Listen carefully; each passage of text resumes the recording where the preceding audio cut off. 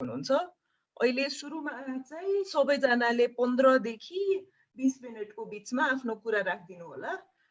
त्यसपछि चाहिँ हाम्रो क्वेसन आन्सर हुन्छ। अडियन्सको कसैको केही क्वेसन छ भने च्याटमा यही जुममा कि त फेसबुकमा राखिदिनु होला।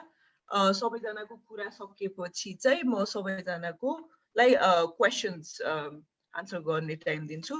अर्डर चाहिँ अहिले सुरुमा शैलेन्द्रजीले 15-20 मिनट लिगल ब्याकग्राउन्ड राख्दैपछि त्यसपछि राजलक्ष्मीजीको अनि पल्लवीजीको एनालिसिस सुनौला। सो सुरुमा चाहिँ शैलेन्द्रजी स्टार्ट गर्ने हो भने म टाइमरमा 20 मिनटमा तपाईलाई भन्छु है। Thank you. धन्यवाद। सुनिएछ? सुनिरहेछ। ओके। यहाँहरुलाई धन्यवाद। खास गरी यो नागरिकता ऐन 2063 लाई संशोधन गर्न बनेको विधेयक सम्बन्धी राज्य व्यवस्था तथा सुशासन समितिको प्रतिवेदन जुन आएको छ र त्यो प्रतिवेदनले जुन समस्याहरू उत्पन्न गरेको छ त्यो विषयमा म भन्न चाहे।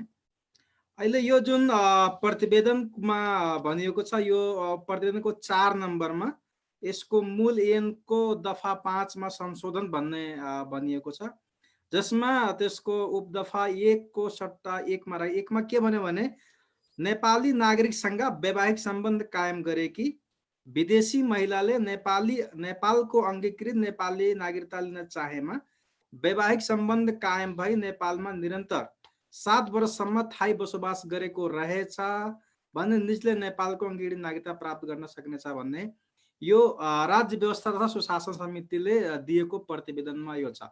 भनेपछि अब कुनै विदेशी महिला जो नेपाली पुरुषसँग विवाह गर्छ भने उले अंगीकृत नागरिकता लिनको लागि उलाई 7 वर्ष निरन्तर बस्नुपर्छ भन्ने राज्य व्यवस्था समितिको त्यो प्रतिवेदन आएको अवस्था छ। अब यसमा के छ भने यो संवैधानिक त्रुटि कहाँनिर छ भने मैले यहाँहरुलाई यो गर्न चाहे कि यो संवैधानिक रूपमै यो जुन व्यवस्था ल्याएको छ यो संविधान अनुसार नै गलत छ, संविधान बमोजिम नै त्रुटिपूर्ण छ भन्ने कुरा म राख्न चाहे। सबभन्दा पहिला यो नेपालको संविधानको धारा 10 को 1 मा उपधारा 1 मा के भन्यो भने कुनै पनि नेपाली नागरिकलाई नागरिकता प्राप्त गर्ने हकबाट वञ्चित गरिने छैन भन्ने व्यवस्था छ। संविधानमै त्यो व्यवस्था छ। भनेपछि कुनै पनि नेपाली नागरिकलाई नागरिकता प्राप्त गर्ने हकबाट वञ्चित गर्ने छैन भन्ने व्यवस्था रहेको छ। यसमा के हुन्छ भने जस्तै कुनै नेपाली पुरुषसँग विवाह गरेकी विदेशी महिलाको विवाह दर्ता गर्ने बित्तिकै यदि कुनै महिलाले विवाह गर्यो र दर्ता नेपालमा आएर विवाह दर्ता गर्यो भने त्यसको के हुन्छ भने त्यो नेपाली नागरिक सरा हुन जान्छ र ऊ दर्ता गरिसकेपछि ऊ नेपालको नागरिकता प्राप्त गर्ने योग्य हुन्छ।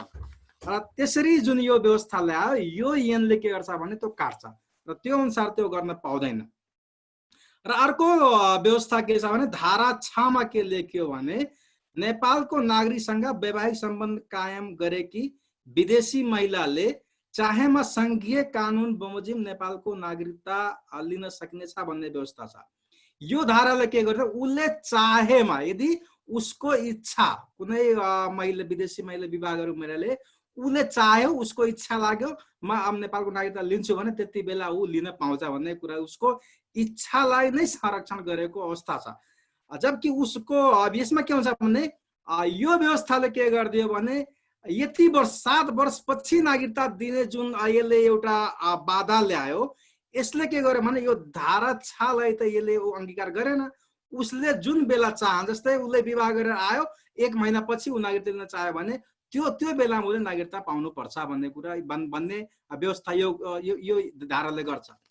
त्यसकारण त्यो नागरिक ऊ त्योबाट वञ्चित हुन्छ र त्यसकारण पनि यसको व्यवस्थाले त्यो गर्न पाउँदैन।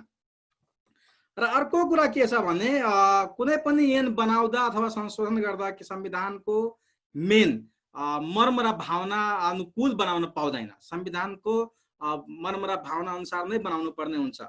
र यसमा जुन 7 वर्ष व्यवस्था गरेको छ यो दुईवटा मैले जुन भने धारा 10 को 1 र धारा 6 को विपरीत भएको स्पष्ट रूपमा रहेको छ। अर्को संविधानको धारा 18 मा के भनेको छ हाम्रो समानताको हक भन्ने राखेको छ। जुनमा सबै नागरिक कानुनको दृष्टिकोणमा समान हुनेछन् भन्ने प्रावधान छ। सबै नागरिक कानुनको दृष्टिकोणमा समान हुनेछन् भनेर छ। यो व्यवस्थाले के गर्छ भने यो जुन 7 वर्षीय प्रावधान ल्यायो यसले त के हुन्छ भने त्यो आसमान किसिमको व्यवहार गरिएको कुराहरू पुरा स्पष्ट रूपमा देखिरहेको अवस्था छ। नेपाल त्यसपछि के छ भने तपाईको यो नेपाल संवैधानिक सर्वोच्चता बोकेको राष्ट्र हो। यो यसले के हुन्छ नेपालमा संविधान नै सबै हो, संविधान नै सबै त्यो हो र fundamental law of the land हो कन्स्टिट्युसन। नेपालको constitution fundamental law of the land हो। त्यसकारण यसको संविधानको मर्म र भावना अनुकूल गरेर कानुन बनाउन पाउँदैन भन्ने हुन्छ र यसले हुन्छ समानताको हकबाट समेत वञ्चित गर्छ। अर्को कुरा के हुन्छ भने यो नेपालको संविधानको धारा 289 को 1 लाई हेर्ने हो भने 10 वटा उच्च वहदामा जस्तै राष्ट्रपति, उपराष्ट्रपति, प्रधानमन्त्री, प्रधान न्यायाधीश लगायत उच्च वहदामा जानको लागि के गर्छ भने यो वंशजको नागरिकता प्राप्त गरेको हुनुपर्ने छ भन्ने व्यवस्था छ। त्यसमा के हो भने जुन यो माथिल्लो मतलब 10 वटा जुन उच्च पदस्थ पदहरू छ त्यसमा अलरेडी रोकिसकेको छ। त्यसमा अंगीकृत वैवाहिक अंगीकृत जान पाउँदैन। तिनीहरूले अलरेडी उनीहरू सारा लाइफ नै त्यहाँ क्लोज गरिदियो, उनी जान पाउँदैन। त्यसपछि जुन यो व्यवस्था ल्याएको छ यसले के गर्छ भने यो त एउटा व्यक्तिलाई 2 पटक उलाई आक्रमण गरिएको अवस्था छ। 2 चोटि उलाई मतलब उलाई मतलब उसको राइट्सलाई भायोलेसन गरिएको अवस्था छ। त्यसकारण के हुन्छ भने जस्तै एउटा हामीले उसमा हेर्दाखेरि एउटै व्यक्तिलाई दुई पटक मुद्दा लगाउन पाउँदैन भन्ने हाम्रो उसमा छ, डबल जियो पार्टीको थ्योरीले गर्छ। अब यसमा के छ भने उसले विवाह गरेर आएकै कारणले गर्दाखेरि एउटा त त्यत्रो 10 वटा पदमा जान दिएन, फेरि 7 वर्षपछि नागरिकता दिने प्रावधान ल्यायो। यो के हुन्छ भने हाम्रो संविधानको सरासर गलत हिसाबले त्यो आएको छ। त्यसपछि नेपाल के हो भने यो कानुनको हाम्रै संविधानले त्यो कुराहरू मतलब त्यसको अगेन्स्टमा आएको छ, संविधानको अगेन्स्टमा रहेको छ। त्यसपछि युडिएचआर मानवाधिकारको विश्वव्यापी घोषणा पत्र 1948 को पक्ष राष्ट्र नेपाल हो। त्यसमा के छ भने यसको मतलब युडिएचआर को धारा 15 को 1 मा के भन्छ भने प्रत्येक व्यक्तिलाई राष्ट्रियताको अधिकार हुनेछ भनेको छ। युडिएचआरले समेत जुन कि एउटा विश्वकै एउटा ह्युमन राइट्सको टुल्स हो त्यसलाई अंगीकार गरेको छ र त्यो समेतले यसमा भनेको छ। त्यसै 2 मा के भन्यो भने कुनै पनि व्यक्तिलाई स्वेच्छाचारी ढंगले निजको राष्ट्रियताबाट वञ्चित गर्ने छैन भन्ने उल्लेख छ। नेपाल त युडिएचआर को पक्ष राष्ट्र हो, त्यसमा हस्ताक्षर गरिसकेको छ र त्यसको विरुद्ध गएर कानुन बनाउन पाउँदैन सरकारले। र अर्को के भन्छ भने यो त्यसै गरी तपाईको यो आईसीसीपीआर नागरिक तथा राजनीतिक अधिकार सम्बन्धी जुन आईसीसीपीआर 1966 को छ, त्यसै गरी महिला विरुद्धको अन्तर्राष्ट्रिय महासन्धि को हाम्रो त्यो रहेछ। यो नेपाल दुईटैको पक्ष राष्ट्र हो र त्यो पक्ष राष्ट्र भइसकेपछि इभेन यहाँसम्म कि नेपाल संविधान 2047 को दफा 9 मा के भनेछ भने जुन यी सन्धि सम्झौताहरू जुनमा नेपाल रेटिफाई गरेको छ, नेपाल हस्ताक्षर गरेको छ, त्यो नेपालको कानुन सरा लागू हुनेछ भन्ने कुरा पनि त्यो अंगे। त्यस कारणले जुन अन्तर्राष्ट्रिय सन्धि सम्झौता सरकारले गरेको छ त्यसको बर्खिलाफ गएर पनि यो बनाइएको छ। र अर्को यो जुन उसको प्रतिवेदनमा राज्य व्यवस्था समितिको प्रतिवेदनको उपदफा 2 को 1 खामा के गर्यो भने नेपाली नागरिकसँग वैवाहिक सम्बन्ध कायम गरेकी विदेशी महिलालाई यो आर्थिक सामाजिक तथा सांस्कृतिक अधिकार उपभोग गर्न पाउने किसिमको यो व्यवस्था गरेको छ। अब यसमा मेरो 2 वटा कन्सर्न हो।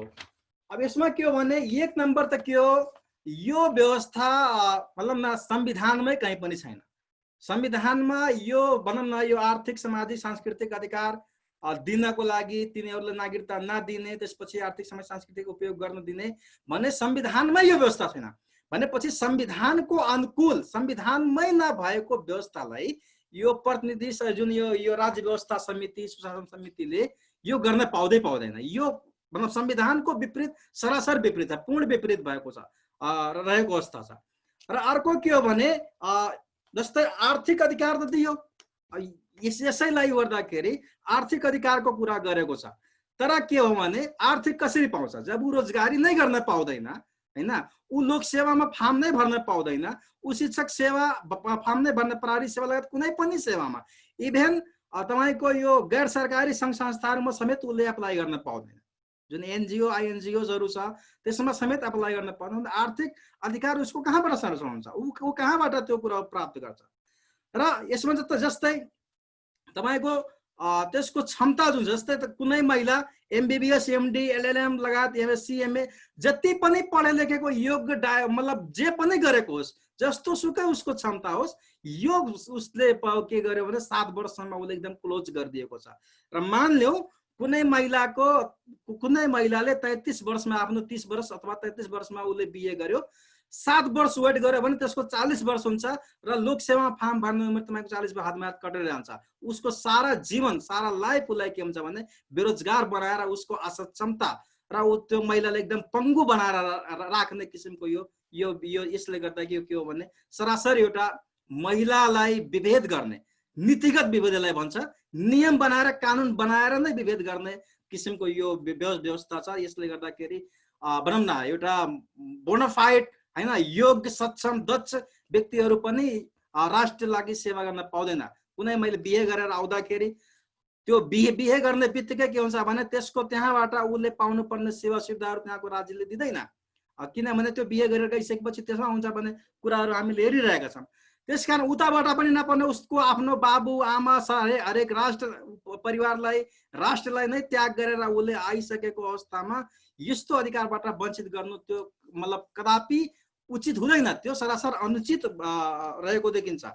र अर्को के हुन्छ भने मान्यो यो तपाईको यूएन पास नै गर्यो भने, भोलि गएर संसदमा गयो, संसदले यसलाई पास नै गरिदियो भने यसमा त के हुन्छ भने अहिले तपाईको तमाम किसिमको जटिलताहरू अत्यन्तै धेरै आउँछ। जस्तै तपाईको त्यो बच्चा जन्मदाखेरि उसबाट जन्मिने बच्चा जन्मदर्ता कसरी हुन्छ, उसको तपाईको बच्चाको भर्ना कसरी हुन्छ विद्यालयमा, श्रीमानले कुनै किसिमको हिंसा भयो अथवा अरू कसैलाई हिंसा गरिदियो भने उसको उजुरी दर्ता कसरी हुन्छ, ऊ कसरी कोर्ट जान पाउँछ, न्याय कसरी पाउँछ, उसको सम्पत्तिको हक हुन्छ, मौलिक हकको कसरी सुरक्षित हुन्छ, यस्ता तमाम प्रश्नहरू छ जुन यो आर्थिक सामाजिकको कुरा योले ल्याएको छ। पछिमा यसले त तपाईको हजारौं पटक उसले समस्या भोग्नुपर्छ र संयोग कानुनहरू नेपाल सरकारले परिवर्तन गर्नुपर्ने, त्यसमा संशोधन गर्नुपर्ने हुन्छ। यो अत्यन्तै जटिलतापूर्ण रहेको हुन्छ। र यसमा तपाईको खास गरी के हो भने यसमा यो भारत नेपाल र भारतको जुन एउटा सम्बन्ध छ अरू देशको भन्दा पनि जुन यो नेपाल र भारतको वैवाहिक सम्बन्ध छ यो भनौँ न यो लिच्छवी कालदेखि नै चल्दै आएको छ।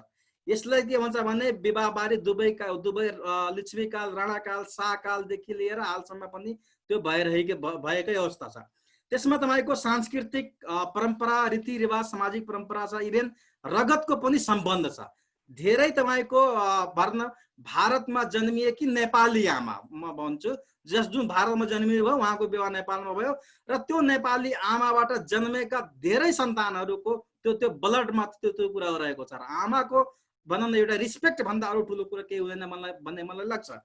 यसकारण जो हिन्दू धर्मको परम्परा अनुसार पनि दुवै देशको कुराहरू एकदम धेरै कुराहरू यहाँको मान्छे इन्डियामा जान्छ, इभेन यहाँसम्म कुनै परिवारको सदस्यको मृत्यु भयो भने त्यसको हामीले त्यसलाई उसले गर्दाखेरि हामीले काशी गया लगायतका ठाउँहरूमा जान्छ भनेपछि नेपाल भारतको सम्बन्ध त्यतिसम्मको पनि रहेको छ जुन कि यो त्यहाँ नगयो भने त्यो भनौँ न एउटा धार्मिक पूर्ण नै हुँदैन भन्ने किसिमको पनि रहेको अवस्था छ।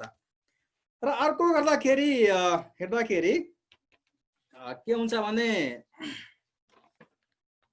तपाईको जस्तै धेरै मान्छेहरूको एउटा लजिक के दिन्छ भने तपाईको यो भारतमा यस्तो व्यवस्था छ त्यही भएर हामी यस्तो गर्यौं भन्ने किसिमको पनि लजिकहरू धेरैको आउँछ।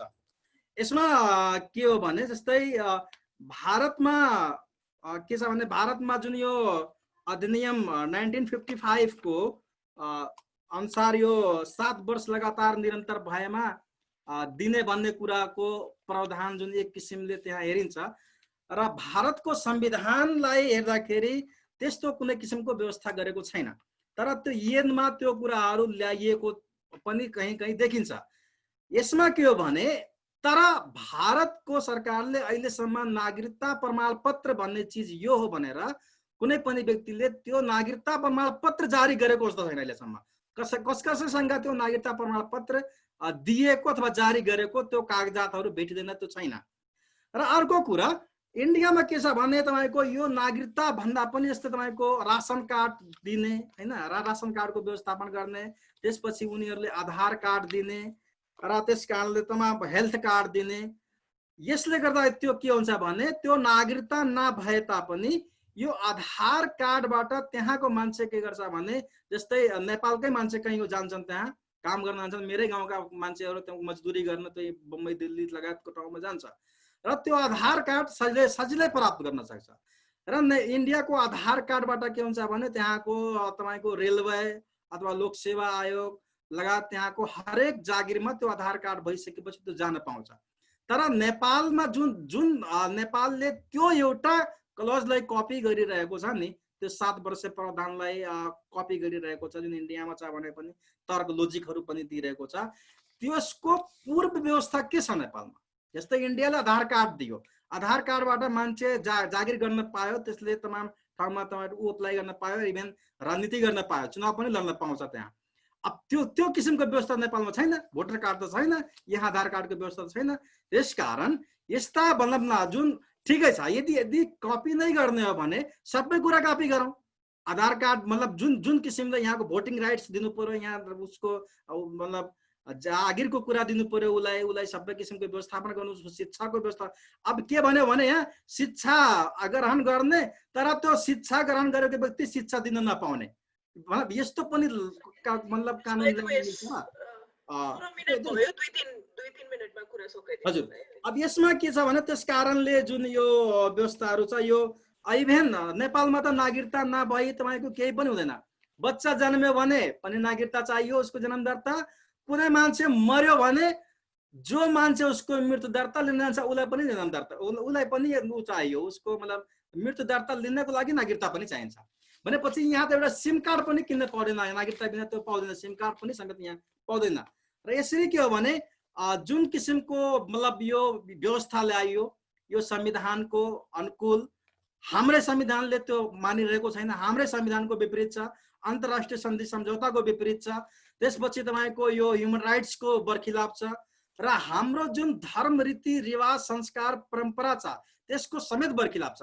र यो ह्युमन राइट वुमेनलाई रिस्पेक्ट गर्न सकेको छ। जस्तै इन्डियाको व्यवस्था गर्ने भने महिलाको लागि मात्र, विवाहित महिलाको लागि मात्र त्यो व्यवस्था ल्याएको होइन, त्यो जनरल कुरालाई ल्याएको छ। त्यसकारण तपाईको यो महिलालाई मात्र टार्गेट गरेर जुन जति योग्य सक्षम मान्छे भए पनि उसलाई त्यो किसिमले रोक्नु, यो के हो भने एउटा ह्युमन राइट्सको हिसाबले पनि यो गलत हो, संवैधानिक रूपले पनि गलत छ। र तमाम सन्धि सम्झौतामा नेपाल सरकार हस्ताक्षर गरिसकेको छ, नागरिकता दिने भनेर तत्काल दिने, तुरन्त दिने भन्ने कुरा हस्ताक्षर, त्यसको विरुद्ध गएर यो कानुन जुन बनाएको छ यो अत्यन्तै गलत हो। यो हिसाबले हुनु हुँदैन, सबैको रिस्पेक्ट हुनुपर्छ, सबैको समान हुनुपर्छ र सबै महिलाको इक्वल हुनुपर्छ। छोरीलाई समान अधिकार दिने, बुहारीले समान अधिकार नदिने भन्न मिल्दैन, सबैको आल इज इक्वल भन्ने हाम्रो कुनै समानताको छ। इभन समताको कुरा हाम्रो संविधानले बोलेको छ, धारा 18 को हामीले हेर्ने हो भने त्यहाँ त्यसको समताको कुरा समेत हाम्रो संविधानले उठाएको छ, र त्यसको संविधानको विपरीत गएर कानुन बनाउने त्यो सरा गलत हुन्छ र त्यो हिसाबले हुनु हुँदैन। Thank you. धेरै धेरै धन्यवाद शैलेन्द्रजी। रिमाइन्डर चाहिँ कसैको केही क्वेसन छ तिनैजनाबाट कुनै वक्तालाई भने यो जुमको च्याटमा कि त फेसबुक लाइभको च्याटमा आफ्नो क्वेसन हालिदिनु होला। नेक्स्ट चाहिँ 15-20 मिनट राज्यलक्ष्मीजी तपाईँ आफ्नो कुरा राखिदिनु, त्यसपछि चाहिँ पल्लवीजी है। हस्, thank you.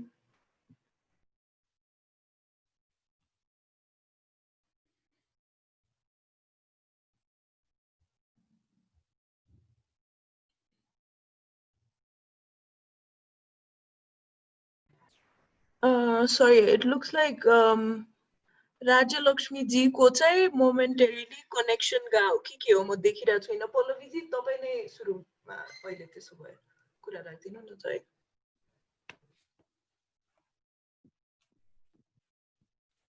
Thank you, Ava. Thank you, Shailendraji. धेरै कुराहरू जान्न पाइयो तपाईको प्रेजेन्टेसनबाट लिग्यालिटी त जानियो तर अब धेरै कुरा आइसकेको छ तैपनि म सर्टेन कुराहरू चाहिँ आफूले बुझेको चाहिँ अलिकति भन्न चाहन्छु हैन फर्स्ट अफ अल हैन यो बिल चाहिँ हाइली मिसोजिनिस्ट अनि हाइली डिस्क्रिमिनेटरी इन नेचर नै हो हैन त्यो पनि based on unverified fears and illogical argument भन्छु मलाई यसको त उहाँले शैलेन्द्रजीले जटिलताहरू त देखाइदिनै दिनुभयो हाउ दिस इज डिस्क्रिमिनेटरी भनेर तर ओभरअल पिक्चर हेर्दाखेरि चाहिँ यो बिलले चाहिँ Nepali woman complete Nepali woman चाहिँ को हो भन्ने कुरामा चाहिँ लिमिटेसन्स क्रिएट गरिदिएको छ कि अब एकजना नेपाली महिलाले नेपाली हुनलाई नेपाली पुरुषसँग बिहा गर्नै पर्ने जस्तो देखिन्छ कि because a Nepali woman who does not get married to a Nepali person gets married to a foreign person हैन foreign man सँग बिहा गरेपछि उसले चाहिँ आफ्नो बच्चालाई she cannot confer citizenship by descent हैन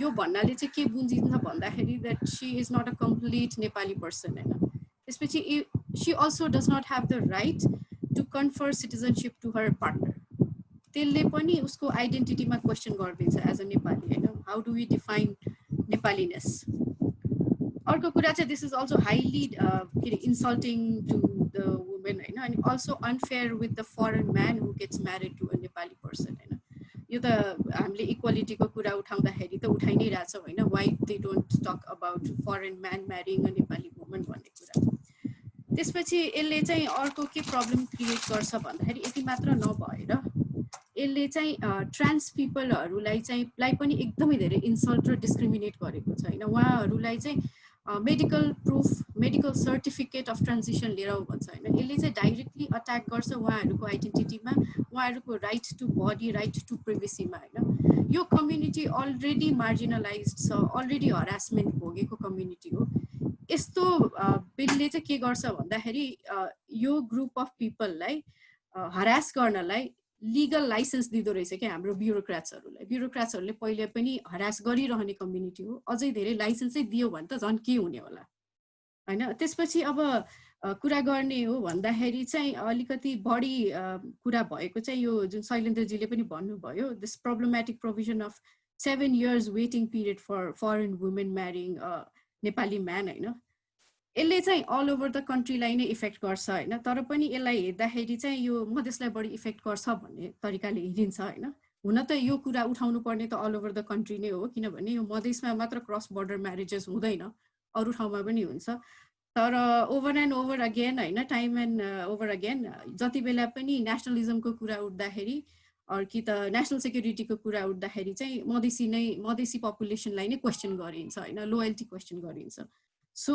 this is seen as a Madhesi issue अलिकति बढी देखिनुको कारण चाहिँ हाम्रो भिजिबली अनि अलिकति बढी नै क्रस बोर्डर म्यारेजेस हुन्छ हाम्रो socio cultural identity is based on this हैन we have a long socio-cultural identity which cannot be controlled by this political border between Nepal and India हैन यो border त धेरै नै पछाडीसम्म छ के हाम्रो अनि यो बिलले के गर्छ भन्दाखेरि चाहिँ डाइरेक्टली हाम्रो यो सोसियो कल्चरल आइडेन्टिटी माथि अट्याक गर्दैछ के बेसिकली डिस्करेज गरे हो स्टप क्रस बोर्डर म्यारेजेस भने हो जुन कुराले हाम्रो चोइस माथि पनि अट्याक गर्छ हैन choice to get married wherever we want हैन अब यो 7 वर्षको वेटिङ पिरियड भन्नाले 7 वर्षको स्टेटलेसनेस नै हो के शैलेन्द्रजीले भनिहाल्नु भयो यो imagine living without any identity in a country हैन नो जब्स नो सेक्युरिटी यो 7 वर्षको पिरियडमा जे पनि हुन सक्छ 7 वर्षको पिरियडमा that Madhesi women might need a divorce हैन सेपरेसन हुन सक्छ के अरे यो डोमेस्टिक भाइलेन्सको अन्डरमा आउन सक्छ हैन how will the state ensure security to that women हैन यो क्वेशनहरु उठ्छ यसमाथि अनि अर्को प्रब्लमेटिक कुरा चाहिँ के हुन्छ भन्दाखेरि चाहिँ वी हैव टु अन्डरस्ट्यान्ड कि हामी कुन ठाउँको कुरा गर्दैछौँ हैन कुनै पनि देशले आफ्नो ल बनाउँदाखेरि आफ्नो सोसियो कल्चरल सबै एस्पेक्टहरु हेर्छ कि यो जुन बिहा हुने एरिया जुन छ नि हाम्रो क्रस बोर्डर म्यारेजेस हुने एरिया त्यो एरियामा चाहिँ जसरी मधेस डिपली पेट्रियार्कल छ यो यूपी बिहार जहाँ चाहिँ हाम्रो कमनली म्यारेजेस हुन्छ त्यो पनि डिपली पेट्रियार्कल छ हैन व्हिच इज भेरी प्रब्लमेटिक हामीले क्वेशन उठाउनु पर्ने कुरा हो त्यो त्यहाँ चाहिँ के हुन्छ भन्दाखेरि प्र्याक्टिसमा महिलाको बिहा भन्दा अगाडि कुनै पनि आइडी कार्ड बन्दैन भन्नाले जो महिला इन्डियाबाट बिहा गरेर मधेसतिर आउनुहुन्छ उहाँ अलरेडी विदाउट आइडी कार्ड भएको कारणले अलरेडी भल्नरेबल हुनुहुन्छ उहाँ नेपाल आइसकेपछि बिहा गरेर आइसकेपछि नेपाली नागरिक हुनुपर्ने ठाउँमा सिटिजनशिप कार्ड नदिएको कारणले चाहिँ उहाँको भल्नरेबिलिटी अझै इन्क्रिज गरिदिन्छ क्या यसले। त्यसपछि अर्को कुरा चाहिँ अब even in a normal marriage situation a women is always vulnerable होइन, जब उसले आफ्नो घर छोडेर हस्बेन्डको घरमा आउनै पर्ने पेट्रिआर्कल कन्डिसन्सहरू छ, त्यसमाथि आइडी कार्ड नदिनु भनेको चाहिँ गभर्मेन्टबाटै अझै धेरै भल्नरेबल बनाइदिनु हो कि यसलाई, त्यो पनि भयो होइन। त्यसपछि अर्को कुरा चाहिँ के हुन्छ भन्दाखेरि जति बेला यो हामी कुरा गर्छौँ नि अहिले लार्जर डिबेटको कुरा गर्ने हो भने चाहिँ यो 7 वर्षको प्रोभिजन चाहिँ होस्, this is all right, but let's talk about equality भन्ने कुरा गर्छन् कि सबैले होइन, बट यो इक्वालिटी हुँदैन कि, this is not equality, you need to define what is equality. यो 7 वर्षको प्रोभिजन ठिक छ, अब foreign man also getting married to a Nepali वुमनलाई पनि 7 वर्ष पर्खाएर चाहिँ हामीले इक्वालिटी क्रिएट गर्छौँ भन्नलाई चाहिँ इक्वालिटी म मान्दिनँ पर्सनली, दिस इजन्ट इक्वालिटी। यसले चाहिँ मधेसी महिलालाई चाहिँ अब Madhesi main is already a second class citizen in this country होइन, मधेसी महिला त अब 3rd क्लास हो कि 4th क्लास हो कि कुन क्लासमा जान्छ होइन यसले गर्दाखेरि। So we need to be careful about कस्तो खालको इक्वालिटी हामी माग्दैछौँ। अनि अर्को कुरा चाहिँ एउटा इलोजिकल यसमा के भन्छन् भन्दाखेरि यो नेसनल सेक्युरिटी र नेसनलिजम सिक्योर गर्नको लागि चाहिँ सिटिजनसिपमा यस्तो बिलहरू यस्तो लजहरू ल्याइदिएछ होइन, तर इफ नेसनल सेक्युरिटी कन्सर्न हो भन्दाखेरि त त्यसको लागि त अरू मेकानिजम छ होला नि होइन। नेपाल गभर्मेन्ट के गर्दैछ, गभर्मेन्टको रोल छैन, वी डोन्ट ह्याभ के अरे we have ministry of foreign affairs, we have defence होइन, यति धेरै कुरा हुँदा हुँदै पनि सिटिजनसिपमा आउँदाखेरि चाहिँ मधेसी महिलाको राइट्स चाहिँ किन काट्ने? It is not only our responsibility to you secure this national security and नेसनलिजमको कुरा कि त्यो भयो होइन। अनि how is it going to work out? I think yeah अनि या सो यही हो कि इक्वालिटीको डिबेटमा पनि मलाई क्वेसन उठेको चाहिँ मलाई लागेको चाहिँ त्यही हो कि what is equality for us if we say कि 7 वर्षको प्रोभिजन इज फाइन। यसले चाहिँ बढी मधेसमा इफेक्ट पार्छ, मैले भनिहालेँ हाम्रो आइडेन्टिटीमाथि अट्याक गर्दैछ। सो मधेसी महिलालाई चाहिँ अझै धेरै भल्नरेबल बनाउने प्रोपागेन्डा नै हो जस्तो लाग्छ है। I think that is it from my side है। Thank you Pallavi ji. अब चाहिँ राज्यलक्ष्मीजीको कनेक्सन फेरि आयो जस्तै छ, 15-20 मिनटमा आफ्नो कुरा राखिदिनु न है। हेलो नमस्ते, म सुनेछु? हजुर सुनिरहेछ। ल सबैलाई एकदम नमस्ते होइन। मैले भिडियो अन गर्न मिल्छ होला राज्यलक्ष्मीजी? मिल्छ। हस् थ्याङ्क यू। हुन्छ सबैलाई एकदम नमस्ते होइन। मैले एकदम नामहरू देखिरहेको छु, धेरै साथीहरू पनि छ र मैले मान्ने धेरै सिनियरहरू पनि छन् होइन। पहिला मैले कसरी सुरु गरौँ भने एउटा त म फेरि अहिले एकदम टायर्ड पनि छु, एकदम म फेरि पेसिमिस्ट मान्छे पनि हो होइन। र यति धेरै छलफलहरू भइरहेछ कि मेरो दिमागमा एउटा कुरा के आइरहेको थियो भने ल मैले के एड गर्छु त यसमा विशेष होइन। मेरै भिडियो आउँदाखेरि चाहिँ अलिकति अनकम्फर्टेबल लागिरहेछ, मैले चाहिँ युज गरेँ ल हुन्छ। भनेपछि मेरो मनमा त्यही आएर थियो कि मैले के कन्ट्रिब्युट गर्छु। यति धेरै लेखिरहेछौँ, यति धेरै बोलिरहेछौँ होइन। अहिले त जुमले पनि एकदम आइरहेछ, सो मेरो दिमागमा त्यो चाहिँ खट्किरहेको थियो। तर फेरि मार्टिन चौधरीको मैले यति धेरै इभेन्टहरू पनि गरेँ, सुन्न गएको छु, लाइब्रेरी पनि एकदम धेरै युज गरेको छु। फेरि मार्टिन चौधरीबाट आएको त्यो रिक्वेस्ट भनौँ या चाहिँ त्यो आदेशलाई पनि मानेर म आइहालेँ होइन। सो एउटा चाहिँ मैले त्यहाँबाट सुरु गरेँ। अर्को चाहिँ यो फेरि यो ठ्याक्कै अहिले हाम्रो कस्तो भइरहेछ भने प्यानल डिस्कसन जस्तो हामीले एउटा लेक्चर जस्तो दिएको, विच इज लाइक अलिक मलाई चाहिँ कम्फर्टेबल नलाग्ने उसो। र मलाई लाग्छ कि यहाँ भएको साथीहरूले पनि पछि छलफलमा पनि हामी छलफल मोडमा गयो भने चाहिँ धेरै राम्रो हुन्छ। सो मेरो यहाँ आउनेको पनि अर्को सेल्फिस पोइन्ट भनेको चाहिँ एउटा I was craving for some intellectual debate जो चाहिँ हाम्रो सोसियोलोजी डिपार्टमेन्टमा हुन्थ्यो। सो द्याट्स एनदर होइन। अब यसलाई मैले कसरी सुरु गर्ने भन्दाखेरि चाहिँ मैले 6-7 पहिला त म अर्को चाहिँ म धेरै फेमिनिस्ट ग्रुपहरू स्पेसहरूमा गइरहेको छु होइन। र चाहिँ म त्यो साथीहरूलाई चाहिँ एकचोटि धन्यवाद दिन चाहन्छु for taking stand and being very vocal about it. त्यो भनेको चाहिँ एउटा पोलिटिकल स्ट्यान्ड पनि हो विच टेक्स अ गट्स र honesty and courage to speak about it. तर आजको दिनमा चाहिँ मलाई चाहिँ के लागिरहेछ भने इन्स्टेड अफ टेकिङ स्ट्यान्ड होइन, म चाहिँ एज अ सोसियोलोजिस्ट मैले कसरी हेरिरहेको छु त्योतिरबाट जान्छु होइन। र अर्को चाहिँ अब सोसियोलोजी डिपार्टमेन्टमा या सोसियोलोजी कम्युनिटीमा धेरै कुराहरू चाहिँ यस्तो छलफल भइरहेको हुन्छ। अब त्यो कुराहरू चाहिँ हाम्रो मिडियामा आउन या आम छलफलको भाषामा नआउँदाखेरि चाहिँ कहिले कहिले फ्रस्ट्रेसन के हुने रहेछ भने पनि यो मान्छे थाहा नभएको हो कि यो चाहिँ कहिले कहिले हामीले थाहा भए पनि त्यो हाम्रो के भन्छ भने हाम्रो मोरालिटीसँग या हाम्रो चाहिँ भ्याल्युसँग म्याच नहुँदाखेरि चाहिँ त्यसलाई चाहिँ हामीले के गरिदिन्छौँ भने साइडलाइन लगाइदिन्छ कि यो बायसेसहरू भनिरहेको हुन्छ नि, त्यो चाहिँ उब्रेर आउँछ। तर एज अ सोसियोलोजिस्ट मैले भनिरहेको कुराहरू चाहिँ त्यो खासै नयाँ चाहिँ होइन। तर यो चाहिँ यो कुराहरू चाहिँ मलाई लाग्छ एउटा पब्लिक फोरममा आउन पर्छ जस्तो लागेर चाहिँ मैले यो 6वटा पोइन्ट राखेको छु। 6वटा पोइन्टमा चाहिँ कुरा गर्छु होइन। 6वटा पोइन्टमा के कुरा गर्छु भने एउटा त नेसन स्टेटको कुरा म गर्छु, एउटा नागरिकताको कुरा गर्छु म, र अर्को हामी यो लङ रन लार्ज स्केलको कुरा गर्छु जसमा चाहिँ हामीलाई के लाग्छ भने आजको दिन हामीले जे देखिरहेछौँ चाहिँ भोगिरहेछौँ, जुन स्ट्रक्चर हामीले हेरिरहेछौँ त्यो नै अनन्तकालसम्म त्यही थियो भन्ने कुरा जो हामीले हेर्छौँ। र अर्को चाहिँ यो कन्स्टिट्युसनको हामीले अघि नै लको बारेमा एकदम धेरै कुरा गऱ्यो र मलाई इन्ट्रेस्टिङ के लाग्यो भने कति ठाउँमा चाहिँ बिचबिचमा के भने संविधानमा या चाहिँ ल बनाउँदाखेरि मिस्टेक गरेको हो या इलोजिकल हो या हामीले जटिलताको कुराहरू जो टाइटलमै छ त्यसमा चाहिँ एज अ सोसियोलोजिस्ट म के भन्छु भने कुनै पनि न्यारेटिभमा चाहिँ मिस्टेक चाहिँ कहिले पनि हुन्न होइन। कुनै पनि पावर स्ट्रक्चरले अब त्यो एकदम स्ट्राटेजिकली एकदम होइन कन्स्पिरेसी थ्योरीमा बसेर चाहिँ पुरा टिम बनाएर चाहिँ त्यो नगरियो होला, तर देयर इज नो मिस्टेक होइन। त्यो पछि कुरा गरौँला। अर्को चाहिँ हामीले इक्वालिटीको कुरा गर्दा पनि यसमा पनि छलफल गरौँला कि यो नागरिकता भनेको के हो होइन। र 5औँमा चाहिँ हल्का रिलिजन र प्योरिटीको नि कुरा गरौँला र अहिलेको जुन डिबेट डिस्कोर्सहरू चलिरहेछ त्यसमा पनि हल्का म रिफ्लेक्ट गर्छु। त्यसको पछि हामी सायद छलफलमा गयो भने चाहिँ मोर इन्ट्रेस्टिङ हुन जान्छ।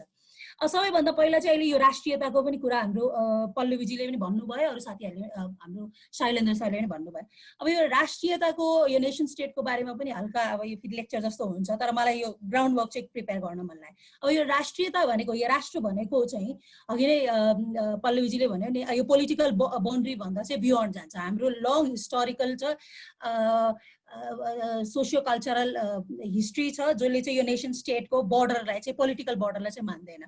र यदि नेसन स्टेटको हिस्ट्री हेर्ने छ भने पनि अहिले हामीले एकदम इन्डिया चाइना हाम्रो कुराहरू चाहिँ त्यही वरिपरि घुमिरहे पनि यो सबै चाहिँ अहिले 200 सालको मात्रै पुराना हो होइन। अब यसको इतिहास चाहिँ कसरी आइरहेछ भने यो कुनै कालखण्ड इन्डस्ट्रियल या क्यापिटलिस्ट यो जुन समाजमा जुन परिवर्तन भइरहेको थियो त्यसको उपज चाहिँ नेसन स्टेट हो। र नेसन स्टेटको धेरै साथीहरूलाई थाहा होला है, अहिले मलाई आफै बोर लागिरहेछ। तर नेसन स्टेटको कुरा गर्दाखेरि चाहिँ परिकल्पना कस्तो गरिएछ भने चाहिँ एउटा भाषा होला, एउटा कल्चर होला, एउटा पहिचान होला, एउटा इतिहास चाहिँ हामी के गर्छौँ निर्माण गरेको हुन्छ। अब यो चाहिँ युरोपियन इतिहासबाट आएको नेसन स्टेटहरू चाहिँ आएको अवधारणा हो होइन। र यो अवधारणा चाहिँ हाम्रो साउथ एसियामा कसरी आयो भन्दाखेरि पनि अब यो पनि इन्ट्रेस्टिङ हुन जान्छ। यो इन्डिया भनेको कहिले भयो त होइन। अघि नै अब सोसियोलोजिस्टको धेरै साथीहरूलाई थाहा होला। अब यो राज्य भनेको चाहिँ यो बोर्डर भनेको चाहिँ यो 18-19 सेन्चुरीको मात्रै हो कि त्योभन्दा पहिला पनि यदि हामीले भारत खण्डीय हिन्दू भनेर भनिरहेको हुन्छौँ त्यो त हाम्रो थाइल्यान्डदेखि कम्बोडियासम्म एक्सप्यान्ड भइरहेको छ भने चाहिँ हिन्दू भनेको पनि के हो भन्ने पनि आफै पनि त्यो एकदमै के छ भने चाहिँ त्यो आइडेन्टिटीको भित्र पनि बोर्डर त यति धेरै छ कि त्यसलाई चाहिँ हामीले के गर्न सक्छ भने यो नेसन स्टेटको परिभाषामा चाहिँ राख्नै सक्दैन। भनेपछि मैले जुन यो फर्स्ट पोइन्टमा भन्न खोजेको के हो भने यो नेसन स्टेटको अवधारणा जो आइरहेछ त्यो 200 साल पुराना मात्रै हो। र चाहिँ युरोपियन इतिहासमा जुन लामो कालखण्ड या उतार चढावबाट आएको यो स्ट्रक्चर चाहिँ हामी कसरी लिइरहेछौँ भने चाहिँ 1947मा या त्योभन्दा पहिला पनि जुन ब्रिटिस साम्राज्यको हुन्छ नि अन्त भएपछि चाहिँ ठ्याक्कै नेसन स्टेट हामीले एडप्ट गरेको होइन। त्योभन्दा पहिला त यो हिन्दुस्तान भनेको के थियो, नेपाल भनेको के थियो, त्यसको बोर्डर थियो कि थिएन, त्यो अवधारणा नै थिएन होइन। भनेपछि यो हामीले एउटा भाषा, एउटा कल्चर, एउटा हिस्ट्री भनिरहेछौँ, त्यो आफै नै एकदम कन्टेस्टेड छ। युरोपमा एउटा चरणहरू पार गरेर आए पनि नेपाल, इन्डिया या पाकिस्तानले यो चरणहरू पार गरेछन्, त्यो पनि एउटा मलाई इन्ट्रेस्टिङ लाग्छ। दोस्रो यो चाहिँ मैले फाउन्डेसन मात्रै प्रिपेयर गरिरहेको छु ल। दोस्रोमा चाहिँ यो नागरिकताको हामीले भनेछौँ नि, अब यो नागरिकतामा नि अहिले आएर हामी के भनेर छ कि नै मलाई एकदम इन्ट्रेस्टिङ लागिरहेको थियो। अनि धेरै एक्टिभिस्ट साथीहरूसँग बस्दाखेरि पनि बडा मजा आउँछ कि उहाँहरूले के भन्छ इक्वालिटीको कुरा गर्नुहुन्छ होइन। अब नागरिकता भनेको भने it's such a radical term के हामीले के भनिरहेको छौँ भने लिङ्गसँग मतलब छैन, कास्टसँग मतलब छैन, क्लाससँग मतलब छैन। विनोद चौधरी राज्यलक्ष्मी गुरुङ नेपालको नागरिक हो बराबर भनिरहेछौँ नि। तर यदि हामीले इतिहास हेर्ने छ भने नागरिकताको यो अवधारणा पनि के भइरहेछ भने चेन्ज भएर आइरहेछ कि। तपाईँले अब यो फेरि युरोपतिरै जान्छ होइन। अब जब यो साउथ अब यो फेरि अझै विज्ञहरू पनि छन् यहाँबाट उहाँले भन्नु होला। तर चाहिँ यदि उहाँहरूको इतिहासहरू हेऱ्यो भने पनि यो अवधारणा चाहिँ पहिला के पढाइरहेछ भने सिभिल राइट्स आइरहेछ होइन, इन्डिभिजुअल राइट्स आइरहेछ। त्यसको पछि चाहिँ हाम्रो केमा इभल्भ भइरहेछ भने पोलिटिकल राइट्स आउनु पर्यो होइन। इन्डिभिजुअल राइट्स या सिभिल राइट्सले मात्रै पुग्दैन, मलाई कसले शासन गर्न पर्छ त्यो चाहिँ मैले डिसाइड गर्छु भनेर त्यो इभल्भ भएर आयो।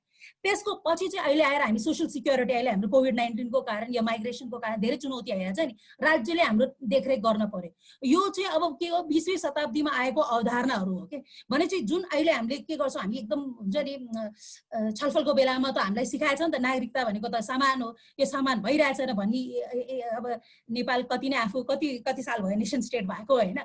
तर यो जुन लामो इतिहासलाई यदि हामीले हेऱ्यौँ भने नि मलाई लाग्छ एउटा एक्टिभिस्टमा भइरहेको फ्रस्ट्रेसन पनि अलिक कम्ती हुन्थ्यो र समाजमा भएको त्यो पावर स्ट्रक्चरलाई नि बुझ्नमा चाहिँ अलिकति रमाइलो हुन्थ्यो कि।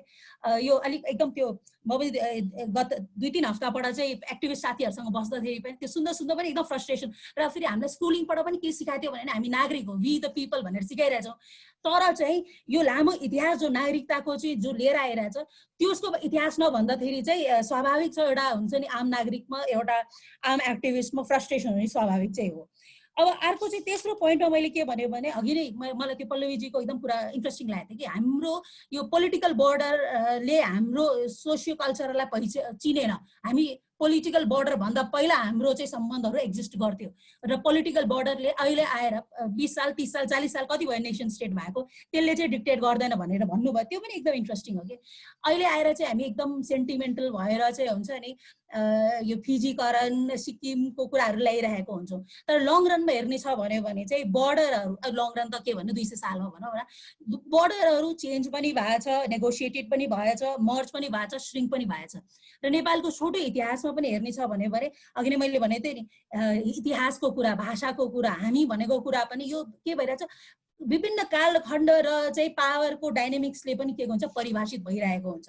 र आज आएर यदि हामीलाई फ्रस्ट्रेसन लागिरहेछ कि यो किन आइरहेछ भन्ने कि हामीलाई लाग्छ मिस्टेक हो या चाहिँ हामीले के भन्छ इलोजिकल हो, मेरो एज अ समाजशास्त्री भन्न पर्यो भने त यो अहिले जति पनि कन्स्टिट्युसन आइरहेछ यो आज यो नागरिकताको अवधारणा आइरहेछ यो करन्ट पावर स्ट्रक्चरले हेर्ने छ भने it is very logical, there is no mistake from the perspective of power. जुन शक्ति संरचना यस शक्ति समीकरणको लागि त्यो चाहिँ मिस्टेक हुँदै होइन क्या, त्यो लेखेर आउन पर्छ भन्ने छैन, त्यो स्वतः त्यही बाहिर निस्किहाल्छ कि। त्यो भन्छ नि के अर्को के अरे नि डायलग छ नि प्रेम र पता नि के लुक्दैन भन्ने जस्तै यो शक्ति समीकरण चाहिँ हाम्रो कन्स्टिट्युसनमा पनि झल्किन्छ, सिटिजनसिपको अवधारणामा पनि झल्किन्छ। र मेरो 4th पोइन्ट पनि एक्ज्याक्टली त्यही थियो। यदि हामीले कुनै पनि जस्तो धेरै रिसर्चरहरूले चाहिँ विभिन्न कालखण्डको कन्स्टिट्युसनलाई हेरिरहेको हुन्छ, सिटिजनसिपको अवधारणालाई हेरिरहेछ, त्यो अवधारणालाई आज हामीले यदि आजको कन्स्टिट्युसन अवधारणा के अरे नागरिकताको अवधारणालाई हेर्ने छ भने आजको पावर स्ट्रक्चर या शक्ति समीकरणमा भएको समुदायको सोच र चाहिँ उहाँहरूले चाहेको के हो, नेपाल भनेको के हो भन्ने अवधारणा चाहिँ हामीले सिटिजनसिपको अवधारणाबाट हेर्न सकिन्छ। सो त्यही भने नि अघि नै भन्दा के जटिलता आउँछ भनेको चाहिँ जटिलता आउँदैन कि त्यो जटिलता यो शक्ति समीकरणको जटिलता नै रिफ्लेक्ट भइरहेको हो सिटिजनसिपको अवधारणामा।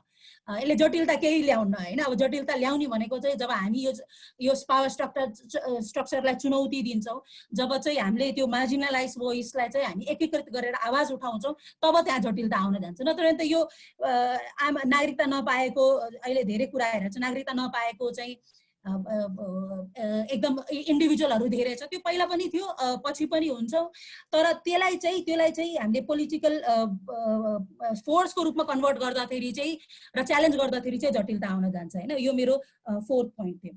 अर्को 5th पोइन्ट चाहिँ मलाई के लाग्यो भने एकदम इन्ट्रेस्टिङ चाहिँ मैले एउटा अहिले रिसेन्टली चाहिँ एउटा मलाई लाग्छ सोसियोलोजिस्टै हो, उहाँले चाहिँ एउटा अवधारणा के भनिराख्नु भएको थियो भन्यो भने चाहिँ हामी अब यो मोडर्निटी भनौँ ऱ्यासनल थ्योरी ऱ्यासनालिटीको कुरा गर्छौँ, तर एज अ मान्छे चाहिँ हामी जहिले पनि के गरिरहेको हुन्छौँ एउटा कुनै न कुनै कोर भ्याल्युको भित्र वरिपरि घुमिरहेको हुन्छौँ। हामीले जो रिलिजन भन्छौँ यो प्योरिटी भन्छौँ नि, जस्तो मन्दिरमा पनि हामी के गर्छौँ भन्यो भने शिवलिङको वरिपरि घुम्छौँ, या हामी इस्लाममा पनि हामी के गरिरहेछौँ भन्यो भने काबाको वरिपरि घुमिरहेछौँ, या चाहिँ बुद्धमा पनि तपाईँले बुद्धिस्टको पनि वरिपरिमा एउटा हुन्छ नि कोर भ्याल्यु चाहिँ हुन्छ। त्यसै गरेर नेसनलिजम भनिरहेछ, त्यो नेसनलिजमको कोर भ्याल्युजहरू यो कोर भनेको के हो भन्ने कुरामा चाहिँ अहिले सबै डिबेटहरू चाहिँ तपाईँले हेर्न सक्नुहुन्छ कि हामी भनेको के हो, हाम्रो इतिहास भनेको को हो होइन, कहिलेबाट चाहिँ नेपाली हुन्छ भन्ने जुन छ नि, यसलाई पनि हामीले त्यो रिलिजन पर्सपेक्टिभबाट पनि हेर्न पर्यो क्या। अहिले हामीले चाहिँ इक्वालिटी ऱ्यासनालिटीको कुरा गरिरहेको हुन्छौँ, अब यो आर्गुमेन्टहरू कति ऱ्यासनालिटीले जित्न सक्छौ भन्ने एउटा धार भइहाल्यो होइन। अब इन्टरनेसनल अघि नै हाम्रो ट्रिटिजहरूको पनि कुरा गर्नुभयो होइन, त्यो पनि एउटा पावर स्ट्रक्चरकै एउटा अर्को रूप हो। तर मलाई चाहिँ के लाग्छ भने यदि हामीले यसलाई छलफललाई चाहिँ एउटा समाजशास्त्री हिसाबले हेर्ने छ भने यसलाई पनि यो पनि हेर्न पर्यो कि ऱ्यासनल मात्रै होइन कि यो चाहिँ अब हामीले भन्छ नि नागरिकता दिँदाखेरि चाहिँ इन्डियाको सबै नागरिकहरू यता आउँछ र चाइनाको कति यहाँ पपुलेसन आउने इच्छा राख्छ कि राख्दैन भन्ने यो चाहिँ एउटा ऱ्यासनल आर्गुमेन्ट भयो। तर चाहिँ होल यो इन्सिक्योरिटी भनेको चाहिँ ऱ्यासनालिटीको आधारमा होइन, यो चाहिँ जुन प्योरिटीको कन्सेप्ट छ त्यो कन्सेप्टलाई बुझेर चाहिँ हामीले अगाडि बढ्यो भने चाहिँ द्याट क्यान बी इन्ट्रेस्टिङ होइन, र त्यसमा पनि हामीले अध्ययन गर्न सक्छौँ। यो 5वटा कुरा भने। अब 6 भनेको चाहिँ मैले हिजो राति बसेर चाहिँ अब यसमा मैले रिसर्च गरेको होइन कि, त्यही भएर चाहिँ म एकदम त्यो प्यानल डिस्कसनमा जानमा चाहिँ अलिक हिचकिचेको कारण चाहिँ त्यही हो। तर मैले चाहिँ के गर्यो भने चाहिँ अहिले जति पनि यो 2-3 महिनामा यो पहिला पनि अलिअलि आर्टिकलहरू जुन पब्लिस भइरहेछ त्यसमा चाहिँ यो नागरिकताको जुन अहिले विधेयकहरू आइरहेछ, यो संशोधन आइरहेछ, त्यसमा कुन नेरेटिभ धेरै आइरहेछ भने एउटा के छ भने हामीले एउटा प्रोमिनेन्टली आउने भनेको चाहिँ मधेसको कुरा आइरहेछ, र अहिले पनि जति पनि कुरा गरिरहेछ यो हाम्रोलाई होइन मधेसीको लागि हो, या चाहिँ हाम्रो छोरीले गरे पनि it's not a major issue होइन, त्यो विदेश गइहाल्छ भन्ने कुरा आइरहेछ। अर्को यो आमाको नामको कुरा आइरहेछ, र अर्को यो छोरी बुहारीको कुरा आइरहेछ। अब यसमा चाहिँ मलाई के लाग्छ भन्यो भने चाहिँ यसमा मैले भन्न यसमा चाहिँ मैले के भन्न खोजेँ भने अघि नै मैले भनेको थिएँ नि कि देयर इज नो मिस्टेक होइन, देयर इज नथिङ इलोजिकल। र चाहिँ अर्को चाहिँ शक्ति समीकरणले चाहेको या चाहिँ नेपाल भनेको के हो भन्दाखेरि चाहिँ हामी भन्यो नि, हामी भनेको चाहिँ एउटा परिवारको अवधारणा लियो कि, परिवारको अवधारणा लिने बित्तिकै चाहिँ नेपालमा परिवारको अवधारणा के छ त, ठ्याक्कै त्यही नै त्यो के गरिरहेछ रिफ्लेक्ट गरिरहेछ। अब यो हामीमा मधेसी त आउँदै आउन्न, यसमा पनि मलाई के लाग्छ भने अघि नै पल्लवीजीले भनेको थियो नि कि यो पोलिटिकल बोर्डरलाई चाहिँ हामीले ट्रान्सेन्ड गर्छौँ, यो हामीले यो हाम्रो त्यो हिस्ट्री भन्दा पनि लामो हाम्रो इतिहास छ। अब त्यही चाहिँ के भयो नेसन स्टेटको अवधारणाले त्यसले चुनौती दिइरहेछ कि यदि हाम्रो कमन हिस्ट्री छैन भन्यो भने त्यो हिस्ट्री अब म्यानुफ्याक्चर्ड गर्नु पर्यो होइन। अब त्यसमा पनि त्यो कुरा पनि आउँछ कि जस्तो हाम्रो लैङ्गिक अल्पसङ्ख्यकको या ट्रान्सजेन्डरको कुरा आउँदाखेरि चाहिँ ट्रान्सजेन्डरको इतिहास हाम्रोमा कहाँ फिट हुन्छ त होइन। अब यो कसरी चाहिँ एउटा ट्रान्सजेन्डर महिला या पुरुषले चाहिँ नेपालको इतिहास या चाहिँ नेपालको पहिचानमा गर्व गर्न सकिन्छ जबकि त्यो इतिहासले जहिले पनि उसलाई दमन र शोषण गरिरहेछ भनेपछि यो इतिहास अब यो भनेको नागरिक अवधारणा भनेको एकदम सानो कुरा होइन कि, यसले चाहिँ के गरिरहेछ भने इतिहासलाई रिकन्स्ट्रक्ट गर्न पर्यो, रिनेगोसिएट गर्न पर्यो यसको भित्रको कम्युनिटीको, त्यो एफर्ट चाहिँ हामी गरिरहेका छैनौँ। तर डाइरेक्ट चाहिँ हामी के गरिरहेछौँ टेक्निकलिटिजमा जाँदाखेरि यो सबै कुरा आइहाल्छ र त्यस्तो नेसन त्यो के भन्छ राष्ट्र नेता भन्ने पनि त्यो त्यो त्यो त्यो गहिराईले त्यो मर्म बुझेको चाहिँ नेसन स्टेट बिल्डिङको प्रोसेसलाई बुझ्ने पनि अब त्यो सायद इन्ट्रेस्ट पनि नहुन सकिन्छ होइन। तर मलाई त्यो चाहिँ इन्ट्रेस्टिङ लाग्छ कि त्यो इतिहास कसरी कन्स्ट्रक्ट गर्ने त, सेयर्ड इतिहास म्यानुफ्याक्चर्ड इतिहास कसरी ल्याउने त, कसरी भन्ने फिलिङ आउने भन्ने एउटा अर्को भइहाल्यो। अर्को जो मैले परिवार र स्टेटको कुरा भने नि, परिवारमा तपाईँ हामी अब सबै एक्टिभिस्ट छौँ होइन, तर हामी बिहा गरेर के गर्यो त, हैन। हामी स्वतः चाहिँ श्रीमानको घरमा गयौँ हैन। हामी चाहिँ अब के अरे दसैँ तिहारमा पनि आफ्नो माइत जान्नका लागि 10 चोटि सोच्न पर्छ। त्यसमा पनि हामीले आय अर्जन गरेको सबै कुराहरू पनि हामी के गर्छौँ भने श्रीमानको घरमै नै गएर बुझाइरहेको हुन्छौँ। भनेपछि राष्ट्रले पनि नागरिकको अवधारणा भनेको पनि ठ्याक्कै त्यही रिफ्लेक्ट गरिरहेछ कि बुहारीलाई चाहिँ ल 7 सालको अवधारणा भने यो किन इलोजिकल होइन कि 7 साल किन भनिरहेछ भने बिहा गरिसकेपछि 7 सालको भित्र तपाईँ अब हुन्न अब यो कति फेरि यो फेसबुक लाइभ पनि गइरहेछ तर 7 सालमा के हुन्छ त 7 सालमा हामी के गर्छौँ भने हाम्रो सेक्सुअल रिलेसनसिप हुन जान्छ। हाम्रो उमेर जो हुन्छ नि महिलाको लागि के हो भन्दा त उमेर हो युथ हो यङ हो हैन। अनि त्यसको भर्जिनिटी हो भनिरहेको हुन्छ। त्यो 7 सालमा त त्यो ध्वस्तै हुने भयो नि। अनि त्यसको पछि तपाईँ सन्तान उत्पादन गर्नुहुन्छ। तपाईँको एन्टायर सोसल स्ट्रक्चरले तपाईँलाई के गर्छ भने तपाईँ माइतपटा तपाईँलाई आइसोलेट गरेर चाहिँ तपाईँलाई चाहिँ के गर्छ यो घर भन्ने ससुरालमा सीमित गरिरहेको हुन्छ नि। र त्यो 7 सालको मैले नि हिजो सोचिरहेको कि यो 7 सालको किन लागिरहेछ। यो 7 साल भनेको चाहिँ ठ्याक्कै त्यो परिवारको अवधारणालाई नै रिफ्लेक्ट गर्न। Rajalakshmi ji by the way around 17 minute भयो। 1-2 मिनेटमा अहिलेको ल म सिधै हालेँ। अर्को चाहिँ मलाई यो छोरीको अहिले एकदम डिबेट पनि आइरहेछ हैन। यसमा पनि इन्ट्रेस्टिङ छ कि परिवारको अवधारणा नै के छ भने पुरुषको हो। अब यसमा चाहिँ बुहारी आउन पर्यो त्यही भएर 7 सालको रायो। अब ज्वाइँ आउने भन्ने त परिकल्पनै गरे छैन भन्दाखेरि चाहिँ ठ्याक्कै सेरा तामाङले लेख्नु भएको छ नि हाम्रो स्टेट र फ्यामिली दुईटै पेट्रियार्कल छ र त्यही नै रिफ्लेक्ट गरिरहेछ स्टेटको। र चाहिँ मलाई के लाग्छ भने एज अ हामी इक्वालिटीको आर्गुमेन्ट त राम्रो पनि हो र त्यो पोलिटिकल मुभमेन्ट पनि हो। तर जबसम्म हामीले यो परिवारको संरचना म चाहिँ हुन्छ नि विमेनले आफ्नो क्लेम राख्दैन त्यो बेलासम्म चाहिँ स्टेटमा राख्ने भनेको चाहिँ अब पहिला अन्डा आउने कि कुखुरा आउने पहिला हो हैन। त्यो स्टेटको रिस्ट्रक्चरिङ गरेर पनि सायद महिलाहरूलाई चाहिँ जुन परिवारमा चाहिँ हामी इमान्सिपेसनको कुरा गरिरहेको छौँ त्यो आर्गुमेन्ट अगाडि जान सकिन्छ होला। तर यो दुईटा चाहिँ डिपली इन्टर रिलेटेड छ र चाहिँ शक्ति समीकरणलाई पनि हामीले बुझ्न पर्छ। र अर्को चाहिँ मलाई त्यही दुबारा रिपिट गर्न पाएँ there is no mistake there is nothing illogical. यो शक्ति समीकरणलाई चाहिँ हामीले बुझ्न सक्छ भने सिटिजनसिप हेर्यो भने it will look very logical from their perspective. It will look very correct for them हैन। र अर्को चाहिँ के भन्न लागेको थियो भने मैले बिर्सेँ लास्टको पोइन्ट चाहिँ हैन। अर्को चाहिँ जटिलताको कुरा मैले त्यही भने जटिलता भनेको जटिलता आउनेवाला छैन क्या। जटिलता तब आउँछ यो जटिलता शक्ति समीकरणको जटिलतालाई नै सिटिजनसिपमा रिफ्लेक्ट भइरहेछ। इन्ट्रेस्टिङ चाहिँ के हुन्छ भने यो आवाजहरू जो हैन विरोधको आवाजहरू आइरहेछ त्यो कहाँबाट आइरहेछ र एज अ सोसियोलोजिस्ट त्यो चाहिँ इन्ट्रेस्टिङ हुन जान्छ कि किनकि महिलाको खण्डमा पनि सबै महिला कराएको छैन नि हैन। अरू मेरो आफ्नो पर्सनल एउटा इन्ट्रेस्टको इस्यु पनि के भने वुमेन सब्जेक्टिभिटी यत्रो नागरिकताको ठुलो अवधारणा आउँदा पनि महिलाले त्यसलाई स्वीकारेछौँ नि त्यो भनेको चाहिँ हामीले as a second class citizen not only in state but also in family चाहिँ स्वीकारेको छौँ कि र त्यसलाई चाहिँ हामीले अध्ययन गर्न चाहिँ एकदम मुख्य लाग्छ। मैले चाहिँ आफ्नो मनको कुराहरू यो चाहिँ मैले 2-3 दिनबाट सोचिरहेको कुरा चाहिँ मैले यसमै सीमित गरेँ र मैले आफ्नो तर्फबाट चाहिँ कुनै पनि स्ट्यान्ड भन्दा पनि एज अ सोसियोलोजिस्ट चाहिँ मैले यो कसरी मिनिङ मेक गरिरहेको छु त्यो चाहिँ राख्न खोजेँ साथीहरूसँग है। ल मैले यति नै भने हस् थ्याङ्क यू सो मच। हस् थ्याङ्क यू। अब एकछिन चाहिँ क्वेसन आन्सर गरौँ। क्वेसन भन्दा पहिला चाहिँ 2-3वटा कमेन्टहरू छ म त्यो पढेर सुनाउँछु। कुनै वक्ताहरूको यसमा के टिप्पणी छ भने रिप्लाई गर्नु होला। कुसुम विष्टजीको कुरा चाहिँ भारतको मात्र होइन त्यो भन्दा बाहिरको कुरा पनि हो भनेर कमेन्ट गर्नुभएको छ। इन्दिरा घलेजीले चाहिँ यो कुराहरू गरिरहँदा हामीले उत्तरतिरलाई पनि बिर्सिनुहुन्न भन्नुभएको छ। यो मधेसीहरूको मात्र कुरा भएको भनेर भन्नुभयो होला। अनि प्रनिका कोयुजीको चाहिँ सबै नागरिक समान हुनुपर्छ सबैलाई नागरिकको रूपमा हेर्नुपर्ने हो नातासँग जोडेर होइन भनेर 3वटा कमेन्ट छ। पहिलो एउटा क्वेसन चाहिँ कसलाई भनेर स्पेसिफिकली चाहिँ भन्नुभएको छैन त्यसैले 3जनाबाट जो आन्सर गर्न चाहनुहुन्छ गर्नु होला।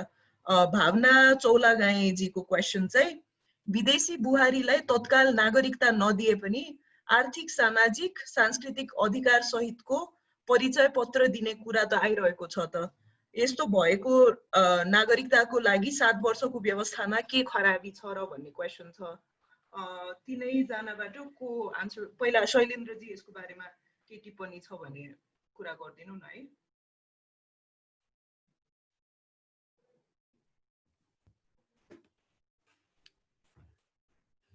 धन्यवाद। म यो भावना चौलागाईकैबाट गएँ। भावनाजीको जुन क्वेसन छ यो भनौँ न आर्थिक सामाजिक सांस्कृतिक अधिकारको लागि भनौँ न त्यो दिने कुरा छ, त्यस कारणले भन्नुभएको छ। नेपालको संविधानले के जानेको छ भने नागरिकता बाहेक कुनै पनि कार्ड दिने कुरा संविधानमा छैन। नेपालको संविधानले त्यो चिन्दा पनि चिन्दैन, जान्दा पनि जान्दैन। त्यसकारण स्पष्ट रूपमा के बुझ्नु पर्यो भने यदि कुनै किसिमको कार्ड अझै नागरिकता बाहेक कुनै पनि किसिमको कार्ड दिनु छ भने त्यो संविधान नै संशोधन गर्नुपर्ने हुन्छ।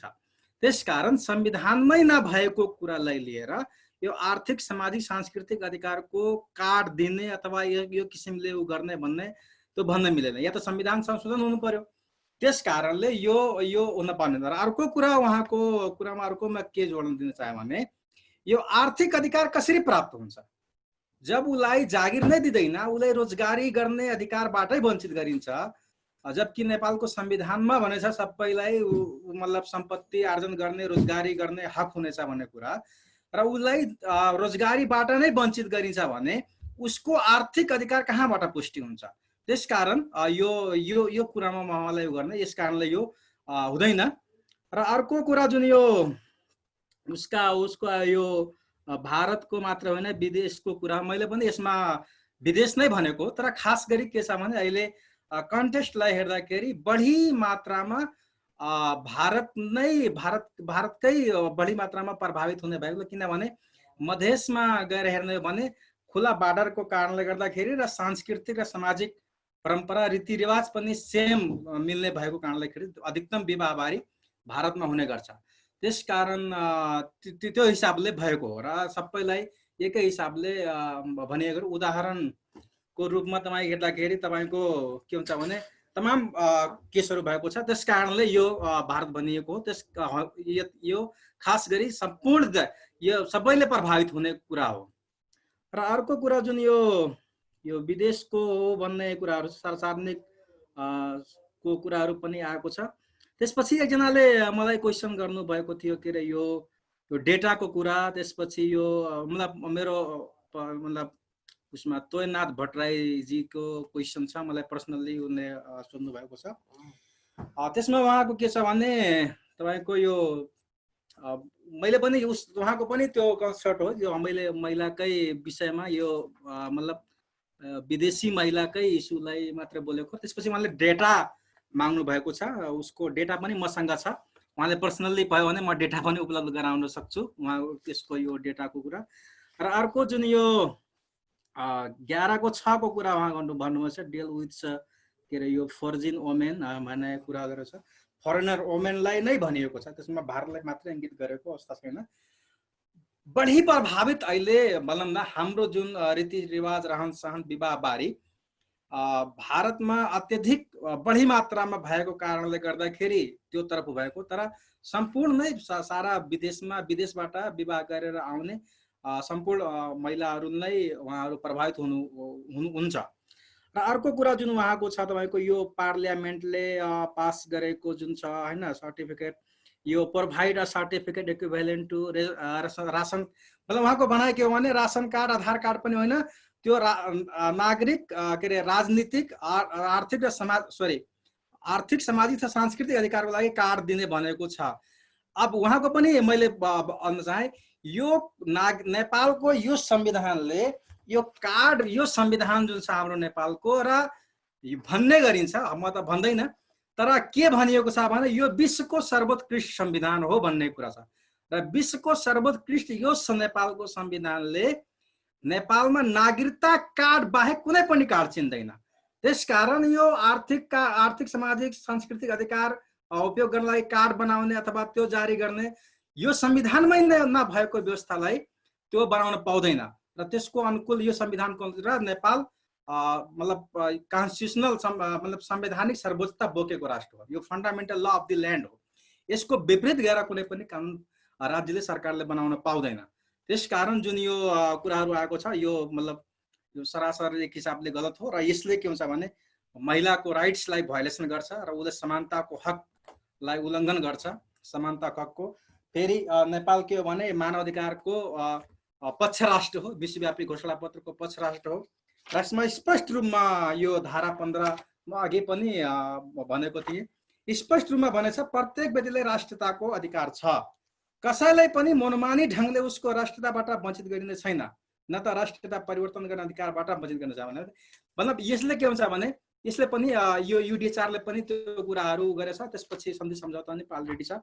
त्यसकारण यो नागरिकताको इस्युमा नागरिकता जुन छ सबैले पाउनुपर्ने हो समानताको हकको आधारमा, र अदर त्यसलाई गरेर अदर कार्डहरूलाई युज गर्न पर्दैन, अरू कार्डहरू नागरिकता नै दिनुपर्ने हुन्छ। धन्यवाद। शैलेन्द्रजी, यसमै यही कार्डकै बारेमा धेरै क्वेसन आइरहेको छ। एउटा फलोअप क्वेसन चाहिँ सुमना श्रेष्ठजीको, work permit through marriage or marriage residency card with more राइट्सको लागि कन्स्टिट्युसन चेन्ज गर्नुपर्छ र यो कुरा चाहिँ अलिक क्ल्यारिफाई गरिदिन भन्नुभएको छ। सो यो जुन कार्ड छ त्यसको राइटहरू चाहिँ अलिक मिनिङफुल हुन चाहिँ कन्स्टिट्युसन नै चेन्ज गर्नुपर्छ, तपाईँको ओपिनियन? यस, मेरो भनाइ के हो भने यो संविधानको विपरीत गएर यदि जस्तै कानुन जुन ऐनहरू निर्माण गरिन्छ के भने ऐनले दिएको जुन फन्डामेन्टल राइट्सहरू छ, ऐनले दिएको अधिकारहरू जुन छ त्यो अधिकारहरूलाई उपभोग गर्नको लागि त्यसको सीमाभित्र नेपालको कानुन नेपालको संविधानसँग बाजिने गरी कुनै पनि कानुन बनाउन मिल्दैन र नेपालको संविधानमा यो नागरिकता बाहेक कुनै पनि कार्ड दिने, यो आर्थिक राजनीतिक सांस्कृतिक अधिकारको उपयोग गर्नको लागि अर्को कार्ड दिने व्यवस्था संविधानमा छैन। त्यसकारण यो संविधानमा नभएको कुरा त्यो बनाउन पाउँदैन।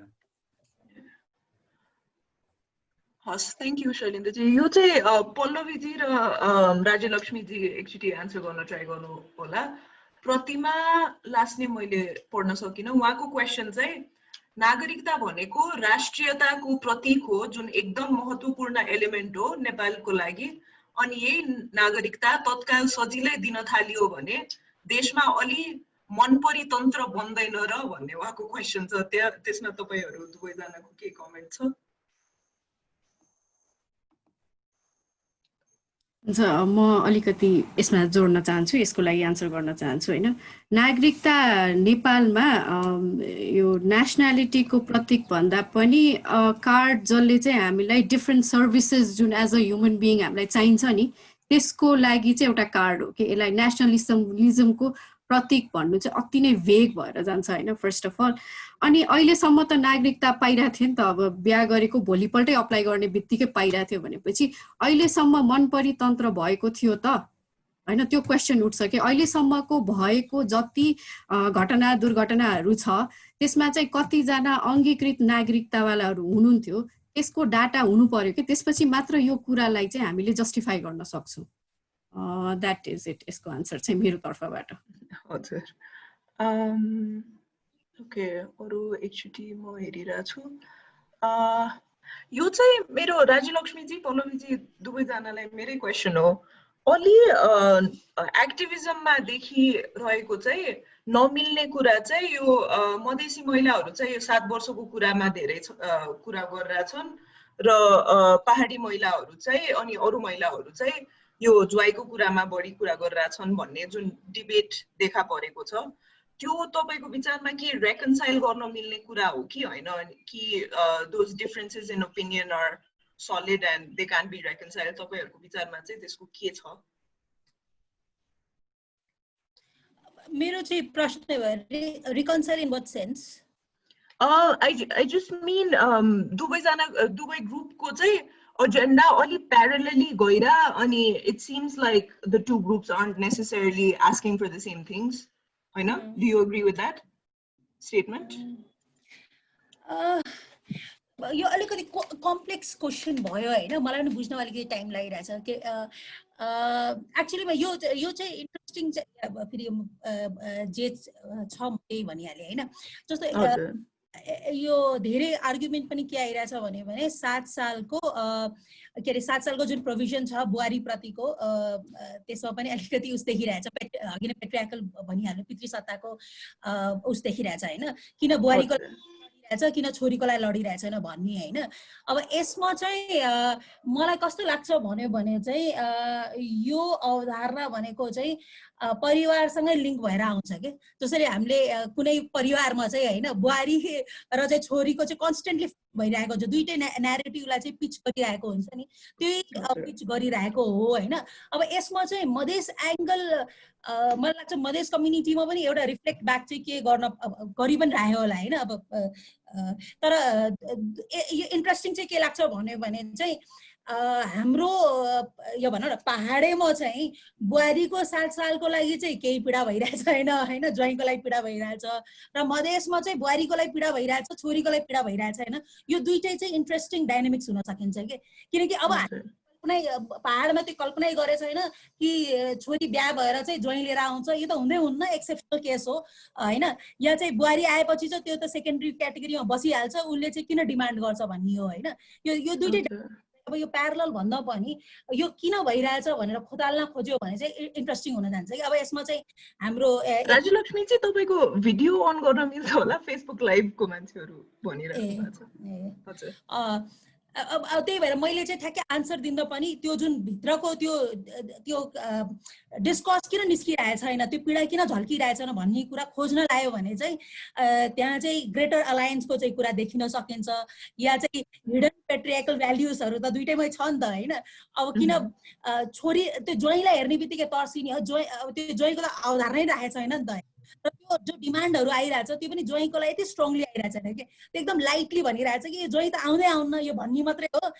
त्यो पर्सपेक्टिभबाट लिइरहेछ। मोर मलाई जहाँसम्म जति पनि मैले आफ्नो फेमिनिस्ट साथीहरूसँग कुरा गर्दाखेरि मोर आर्ग्युमेन्ट चाहिँ ज्वाइँ भन्दा पनि हाम्रो इक्वालिटीको हुन पर्यो भनेको छ कि, पार्टनरसिपको इक्वालिटीको कुरा। सो त्यो हुन्छ नि तपाईँले जो अलायन्स भन्ने चाहिँ I still find it difficult के।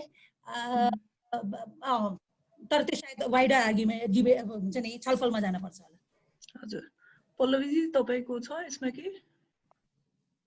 जहाँसम्म मैले क्वेसन बुझेँ होइन, आई वुड कल इट कि अब mainstream feminist women's rights मुभमेन्टको जुन आइडियाजहरू उहाँहरूले बोक्नु भएको छ त्यसमा चाहिँ मधेस अटेको छ कि छैन भन्ने कुरा क्वेसन मैले बुझेँ आबाको होइन।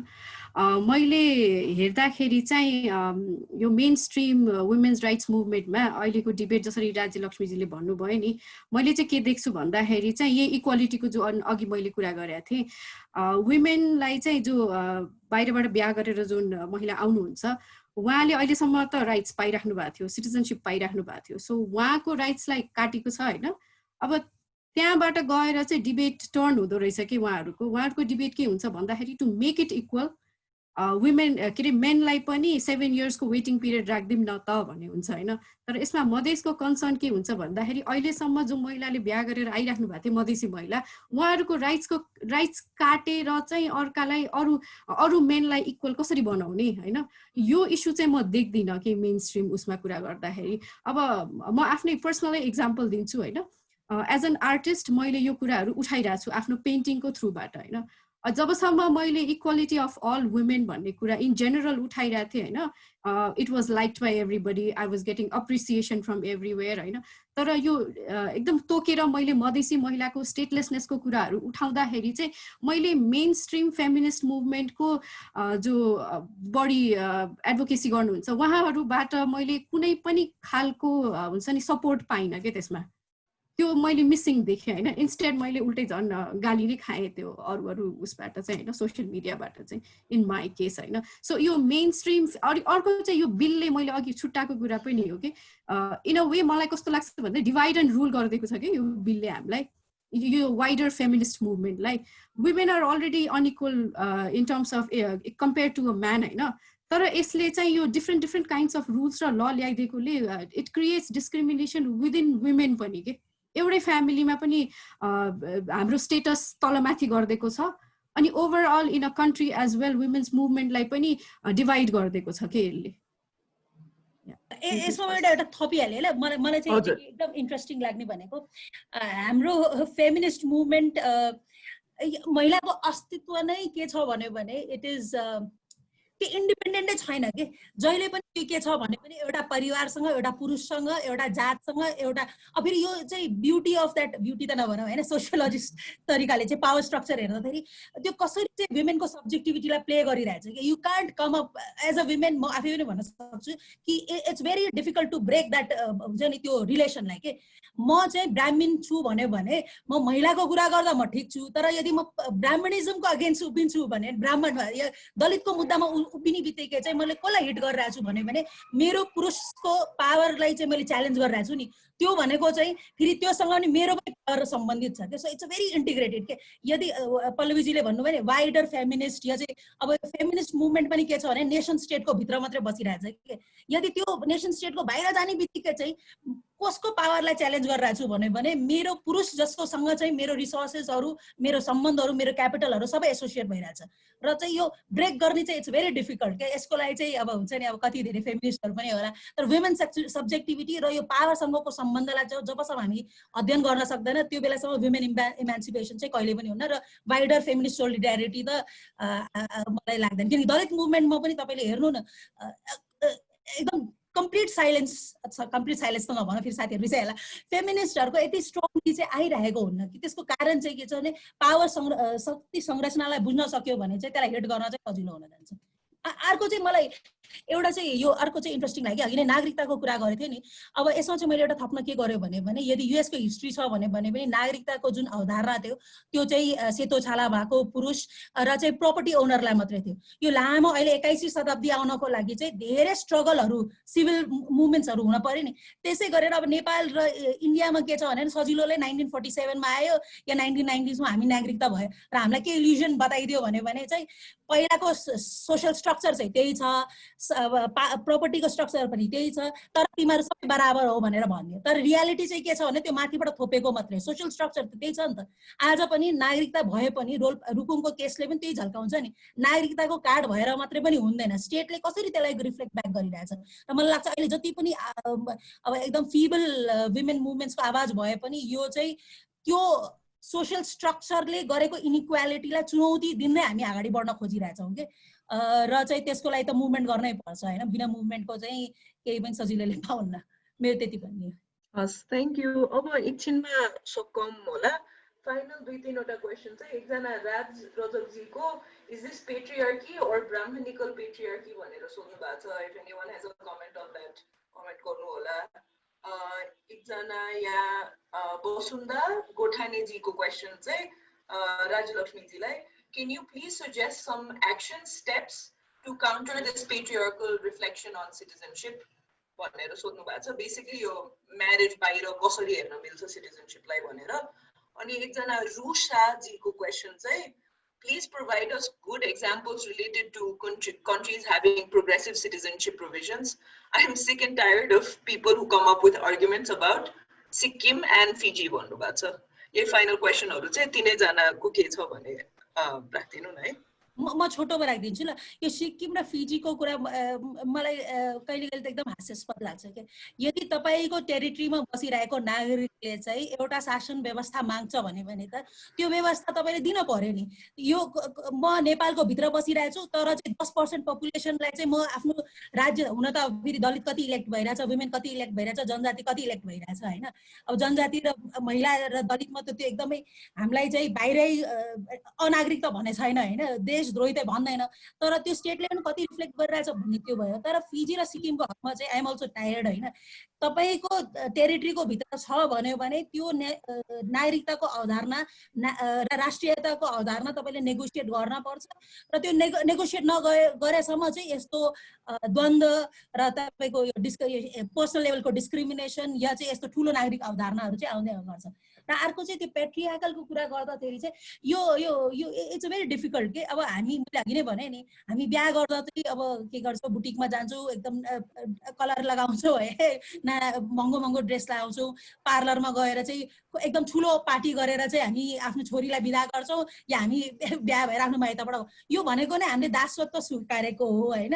अब त्यो दास पर्सनल इज पोलिटिकल भने जस्तो अब हामीले स्टेटबाट डिमान्ड गरिरहेछौँ भने पनि आफ्नो परिवारसँग पनि डिमान्ड गर्न पर्यो होइन। हाम्रो बुढाको घरमा जान्छौँ भने पनि हाम्रो हैसियत के छ, डिसिसन मेकिङ लेभलमा हामीलाई कतिसम्म इन्क्लुड गरेछ। अब एकदम इन्ट्रेस्टिङ मेरो श्रीमानसँग छलफल गर्छु कि मलाई के भइयो भने मेरो सम्पत्तिमा अधिकार चाहिँ उसको हुन्छ र उसको परिवारको हुन्छ, मेरो दाइ भाइको कसैको पनि हुन्न कि। र यहीँबाट हाम्रो विभेद देखिरहेछ कि। अनि अस्ति नै पनि हाम्रो आमाको नामबाट पनि नागरिकता हुँदाखेरि मरेको बाउ इज मोर इम्पोर्टेन्ट देन जिउँदो के। भनेपछि यो समाजमा यति विभेद छ, परिवारदेखि लिएर कम्युनिटीदेखि लिएर यो सबैसँग टक्कर नदिइकन चाहिँ तपाईँ स्टेटमा चेन्ज गरे पनि राम्रै हो होइन। मैले किनभने अन्डा पहिला आउँछ कि चल्ला आउँछ पहिला। तर चाहिँ यो वुमेन इमान्सिपेसनको journey is a very long journey. र चाहिँ अब म धेरै धेरै सुन्दा त मलाई अब त्यो परिवारको संरचना पनि एकदम डिपली फ्रस्ट्रेटिङ र एक्सप्लोइटेटिभ लाग्छ। अब त्यसको बारेमा कुनै दिन छलफल गऱ्यो भने चाहिँ it will be more interesting होइन। स्टेट त बहुत टाढाको हो, स्टेट त हामीले सिर्फ नागरिकता लिने र पासपोर्ट लिनेमा जान्छ, तर परिवारले जुन हाम्रो दमन गरिरहेछ त्यहीँबाट रिफ्लेक्ट भइरहेछ कि स्टेटको भ्याल्यु सिस्टमहरू। मैले त्यति भने खास। Thank you. पल्लवीजी तपाईँको के रिफ्लेक्सन? मेरो रिफ्लेक्सन चाहिँ जुन यहाँ क्वेसन गर्नुभयो नि राज रजकजीले, इज इट पेट्रियार्की और ब्राह्मणिकल पेट्रियार्की?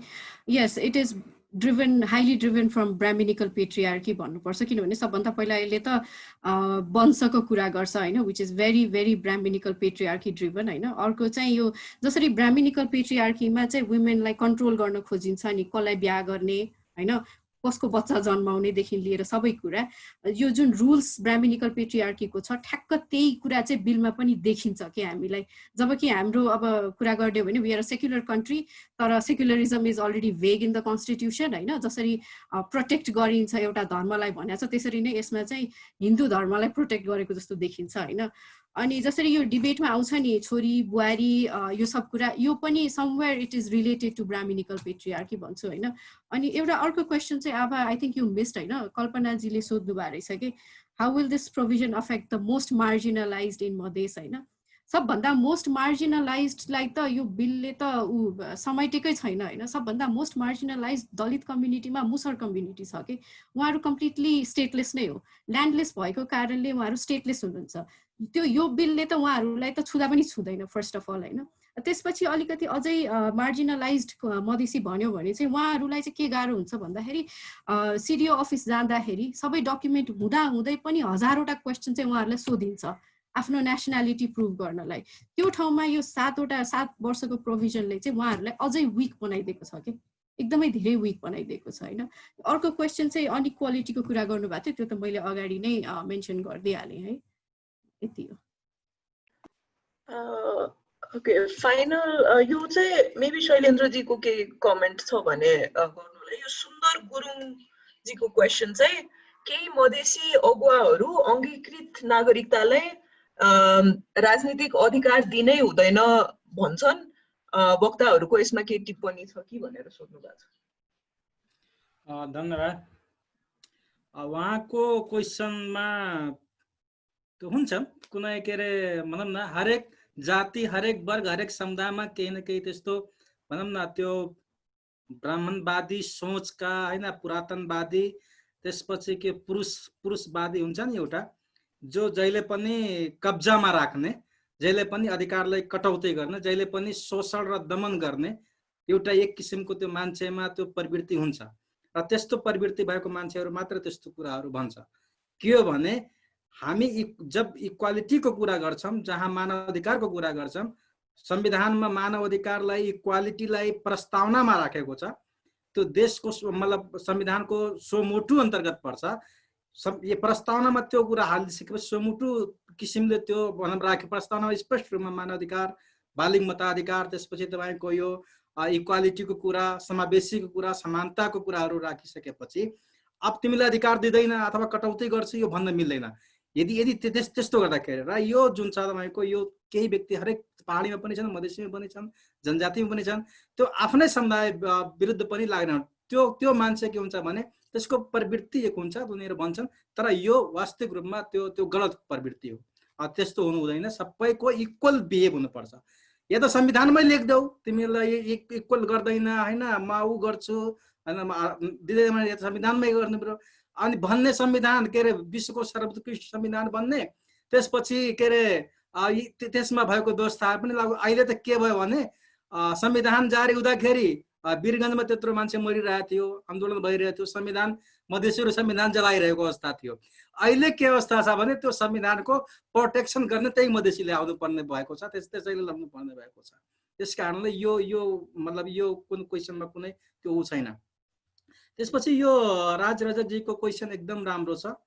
हामीले यो भनौँ न यो हिन्दूवादी हैन जुन एउटा जुन त्यो कन्सेप्ट थियो, त्यसपछि ब्राह्मणिज्म जुन ब्राह्मणवादी थियो, जुन महिलालाई सेतो लुगा लाउनै पर्ने हैन, कुनै जमानामा त यस्तो पनि थियो नि के श्रीमान मर्दाखेरि सती जानुपर्ने कुराहरू, सतीको उसमा त्यो त्यसको विरुद्धमा आवाज उठाउँदाखेरि त मान्छे त्यही महिलाहरू नै त्यसको विरुद्ध लाग्नुहुन्छ।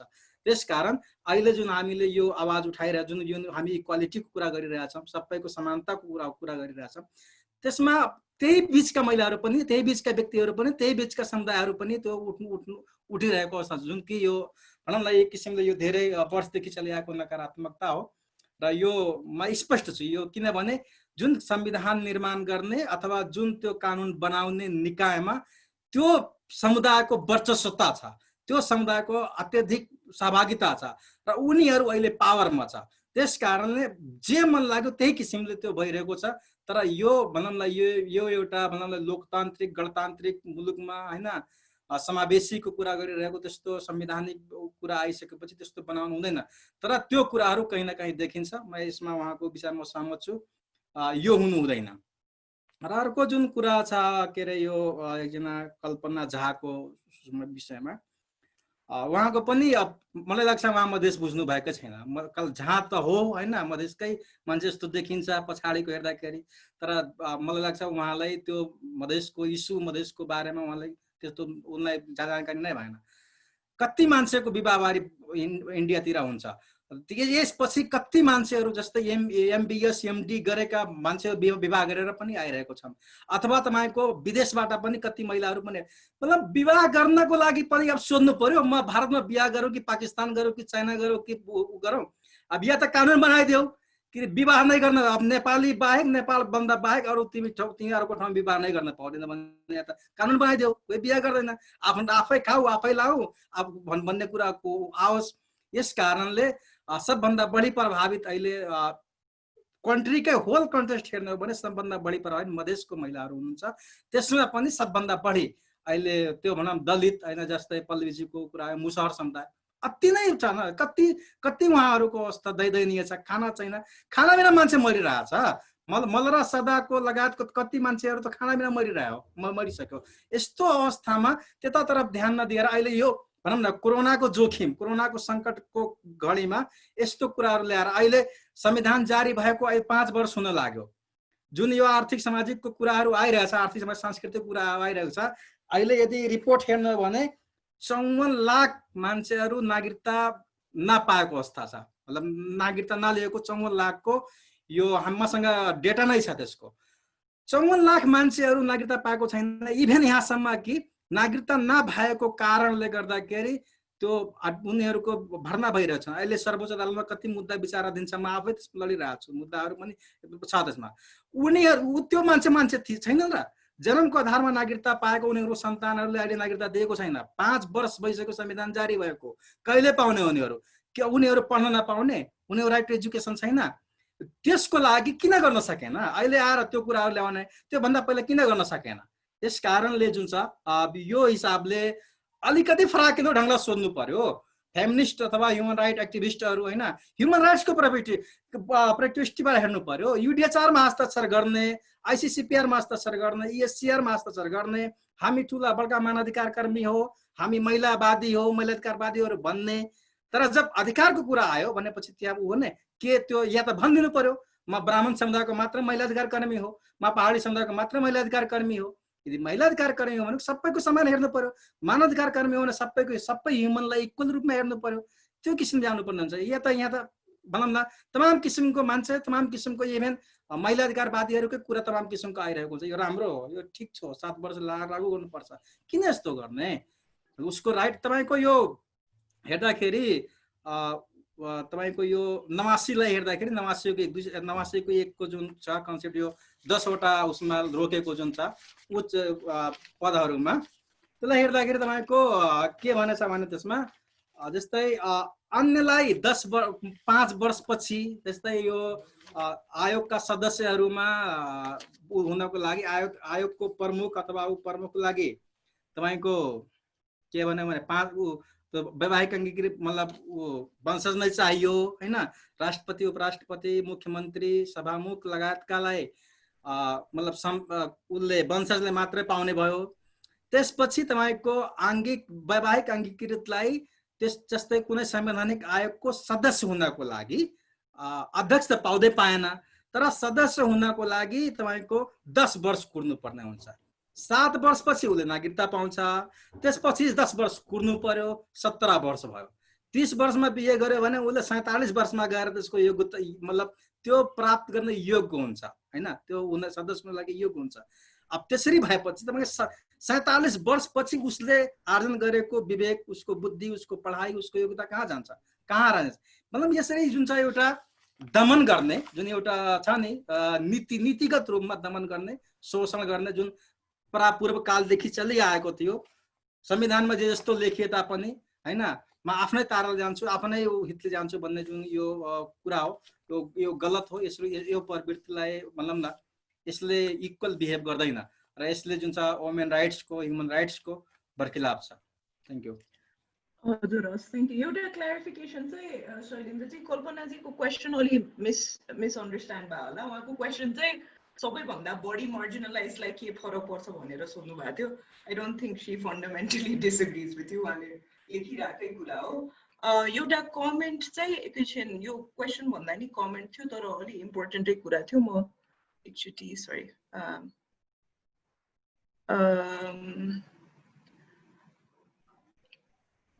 अहिले भेटिन, आइम सो सरी। पल्लवीजी चाहिँ wanted to answer a question about your feminist movement within equal men र women को कुरा, if you want to talk about that. Thank you आबा। टाइम धेरै छैन, म सर्टमा भन्न चाहन्छु। राज रजकजीले क्वेसन गर्नु भएको छ, can women become equal to men when men themselves are unequal? Nepali feminist struggle to of becoming equal to who भन्नुभएको छ कि यसमा चाहिँ के छ भन्दाखेरि, यसमा इक्जाम्पल दिने हो भन्दाखेरि I would like to give example of Madhesi women हैन। Madhesi women intersectional point of भ्यूमा हेर्ने हो भने they are unequal from Madhesi men as well as from the Madhesi society and in general अरू सोसाइटीसँग हैन। So how a men can help a women become equal भन्दाखेरि first स्टेपमा what they can do is they can assure equality within Madhesi community के। मधेसी कम्युनिटीमा पनि त महिलाले पुरुषसँगको inequality fight गरिराख्नु परेको छ नि त, त्यसमा असिस्ट गर्न सक्नुहुन्छ। यति हो। हस्, थ्यांक यू भेरी मच।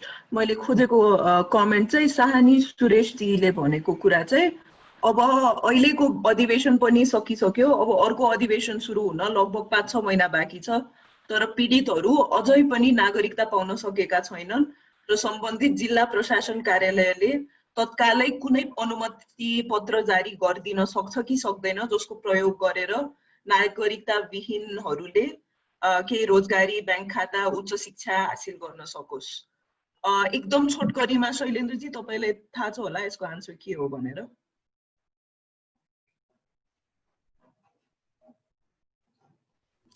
उहाँको जुन क्वेसन छ तपाईको मतलब जायज हो। के छ भने तपाईको हैन, यदि दिनु छ भने त सक्छ, मतलब जुन छ अड्किएको छ जसले नागरिकता छैन उसलाई दिन सरकारले दिन सक्छ, आदेश जारी गर्न सक्छ। तर समस्या कहाँनिर हुन्छ भने जस्तै अघि पनि यो मतलब यो 8-9 महिना पहिला पनि एउटा आदेश मतलब एउटा परिपत्र जारी गरेको थियो प्रत्येक जिल्ला प्रशासन कार्यालयले, नागरिकता मतलब यो जन्मको आधारमा जसको नागरिकता दिएको छैन उसको छोराछोरीले नागरिकता देऊ भनेर एउटा आदेश जारी भएको थियो। तर केही अधिवक्ताजीहरू सर्वोच्च अदालतमा मुद्दा हाल्नुभयो, त्यस कारणले अहिले मुद्दा विचाराधीन छ। अहिले त्यो स्टे रहेको अवस्थामा छ। त्यसकारण अब त्यो सर्वोच्च अदालतको फैसला नहुन्जेलसम्म फेरि सरकारले परिपत्र जारी गर्यो भने फेरि त्यो अर्को मुद्दा जान्छ। तर सुप्रिम कोर्टमा विचाराधीन छ, सुप्रिम कोर्टले त्यो रोकेको छ अहिले, भनौँ न त्यो मतलब यो फैसला नहुन्जेलसम्मको लागि रोकेको छ। त्यसकारण अहिले नै तुरन्तै मतलब गर्यो भने अदालतको अलिकति उ हुन्छ। त्यस कारणले अहिले अदालतबाट भइसकेपछि बल्ल त्यो कुरा भनौँ न अदालतको आदेश भइसकेपछि बल्ल त्यो गर्न मिल्छ। आवाजी मैले एउटा सानो कुरा भनिहालेँ हैन? हजुर हजुर। अहिले भिडियो राजलक्ष्मीजी सरी भिडियो सरी यस्तो छ है, हामीले अघि नै फेमिनिस्ट मुभमेन्टहरुको धेरै क्रिटिसाइज पनि गरे, तर अहिले जुन हामीले भनिरहेछौँ नि यो नागरिकता नभएको ठुलो समुदाय, यो मुद्दा उठान गरेको पनि महिला मुभमेन्टले नै हो हैन। किनकि अघि नै आज बिहानको पनि एउटा छलफलमा त्यही भएर त्यो पुरुषले 4वटा बिहा गरोस् या 5वटा बिहा गरोस् हैन, त्यसले जहाँ गएर पनि आफ्नो सन्तानलाई चाहिँ या सन्तान खोजेर पनि आउँछ के। यो तपाईहरुले कति आफ्नो परिवारमा पनि हेर्नु भयो होला हैन।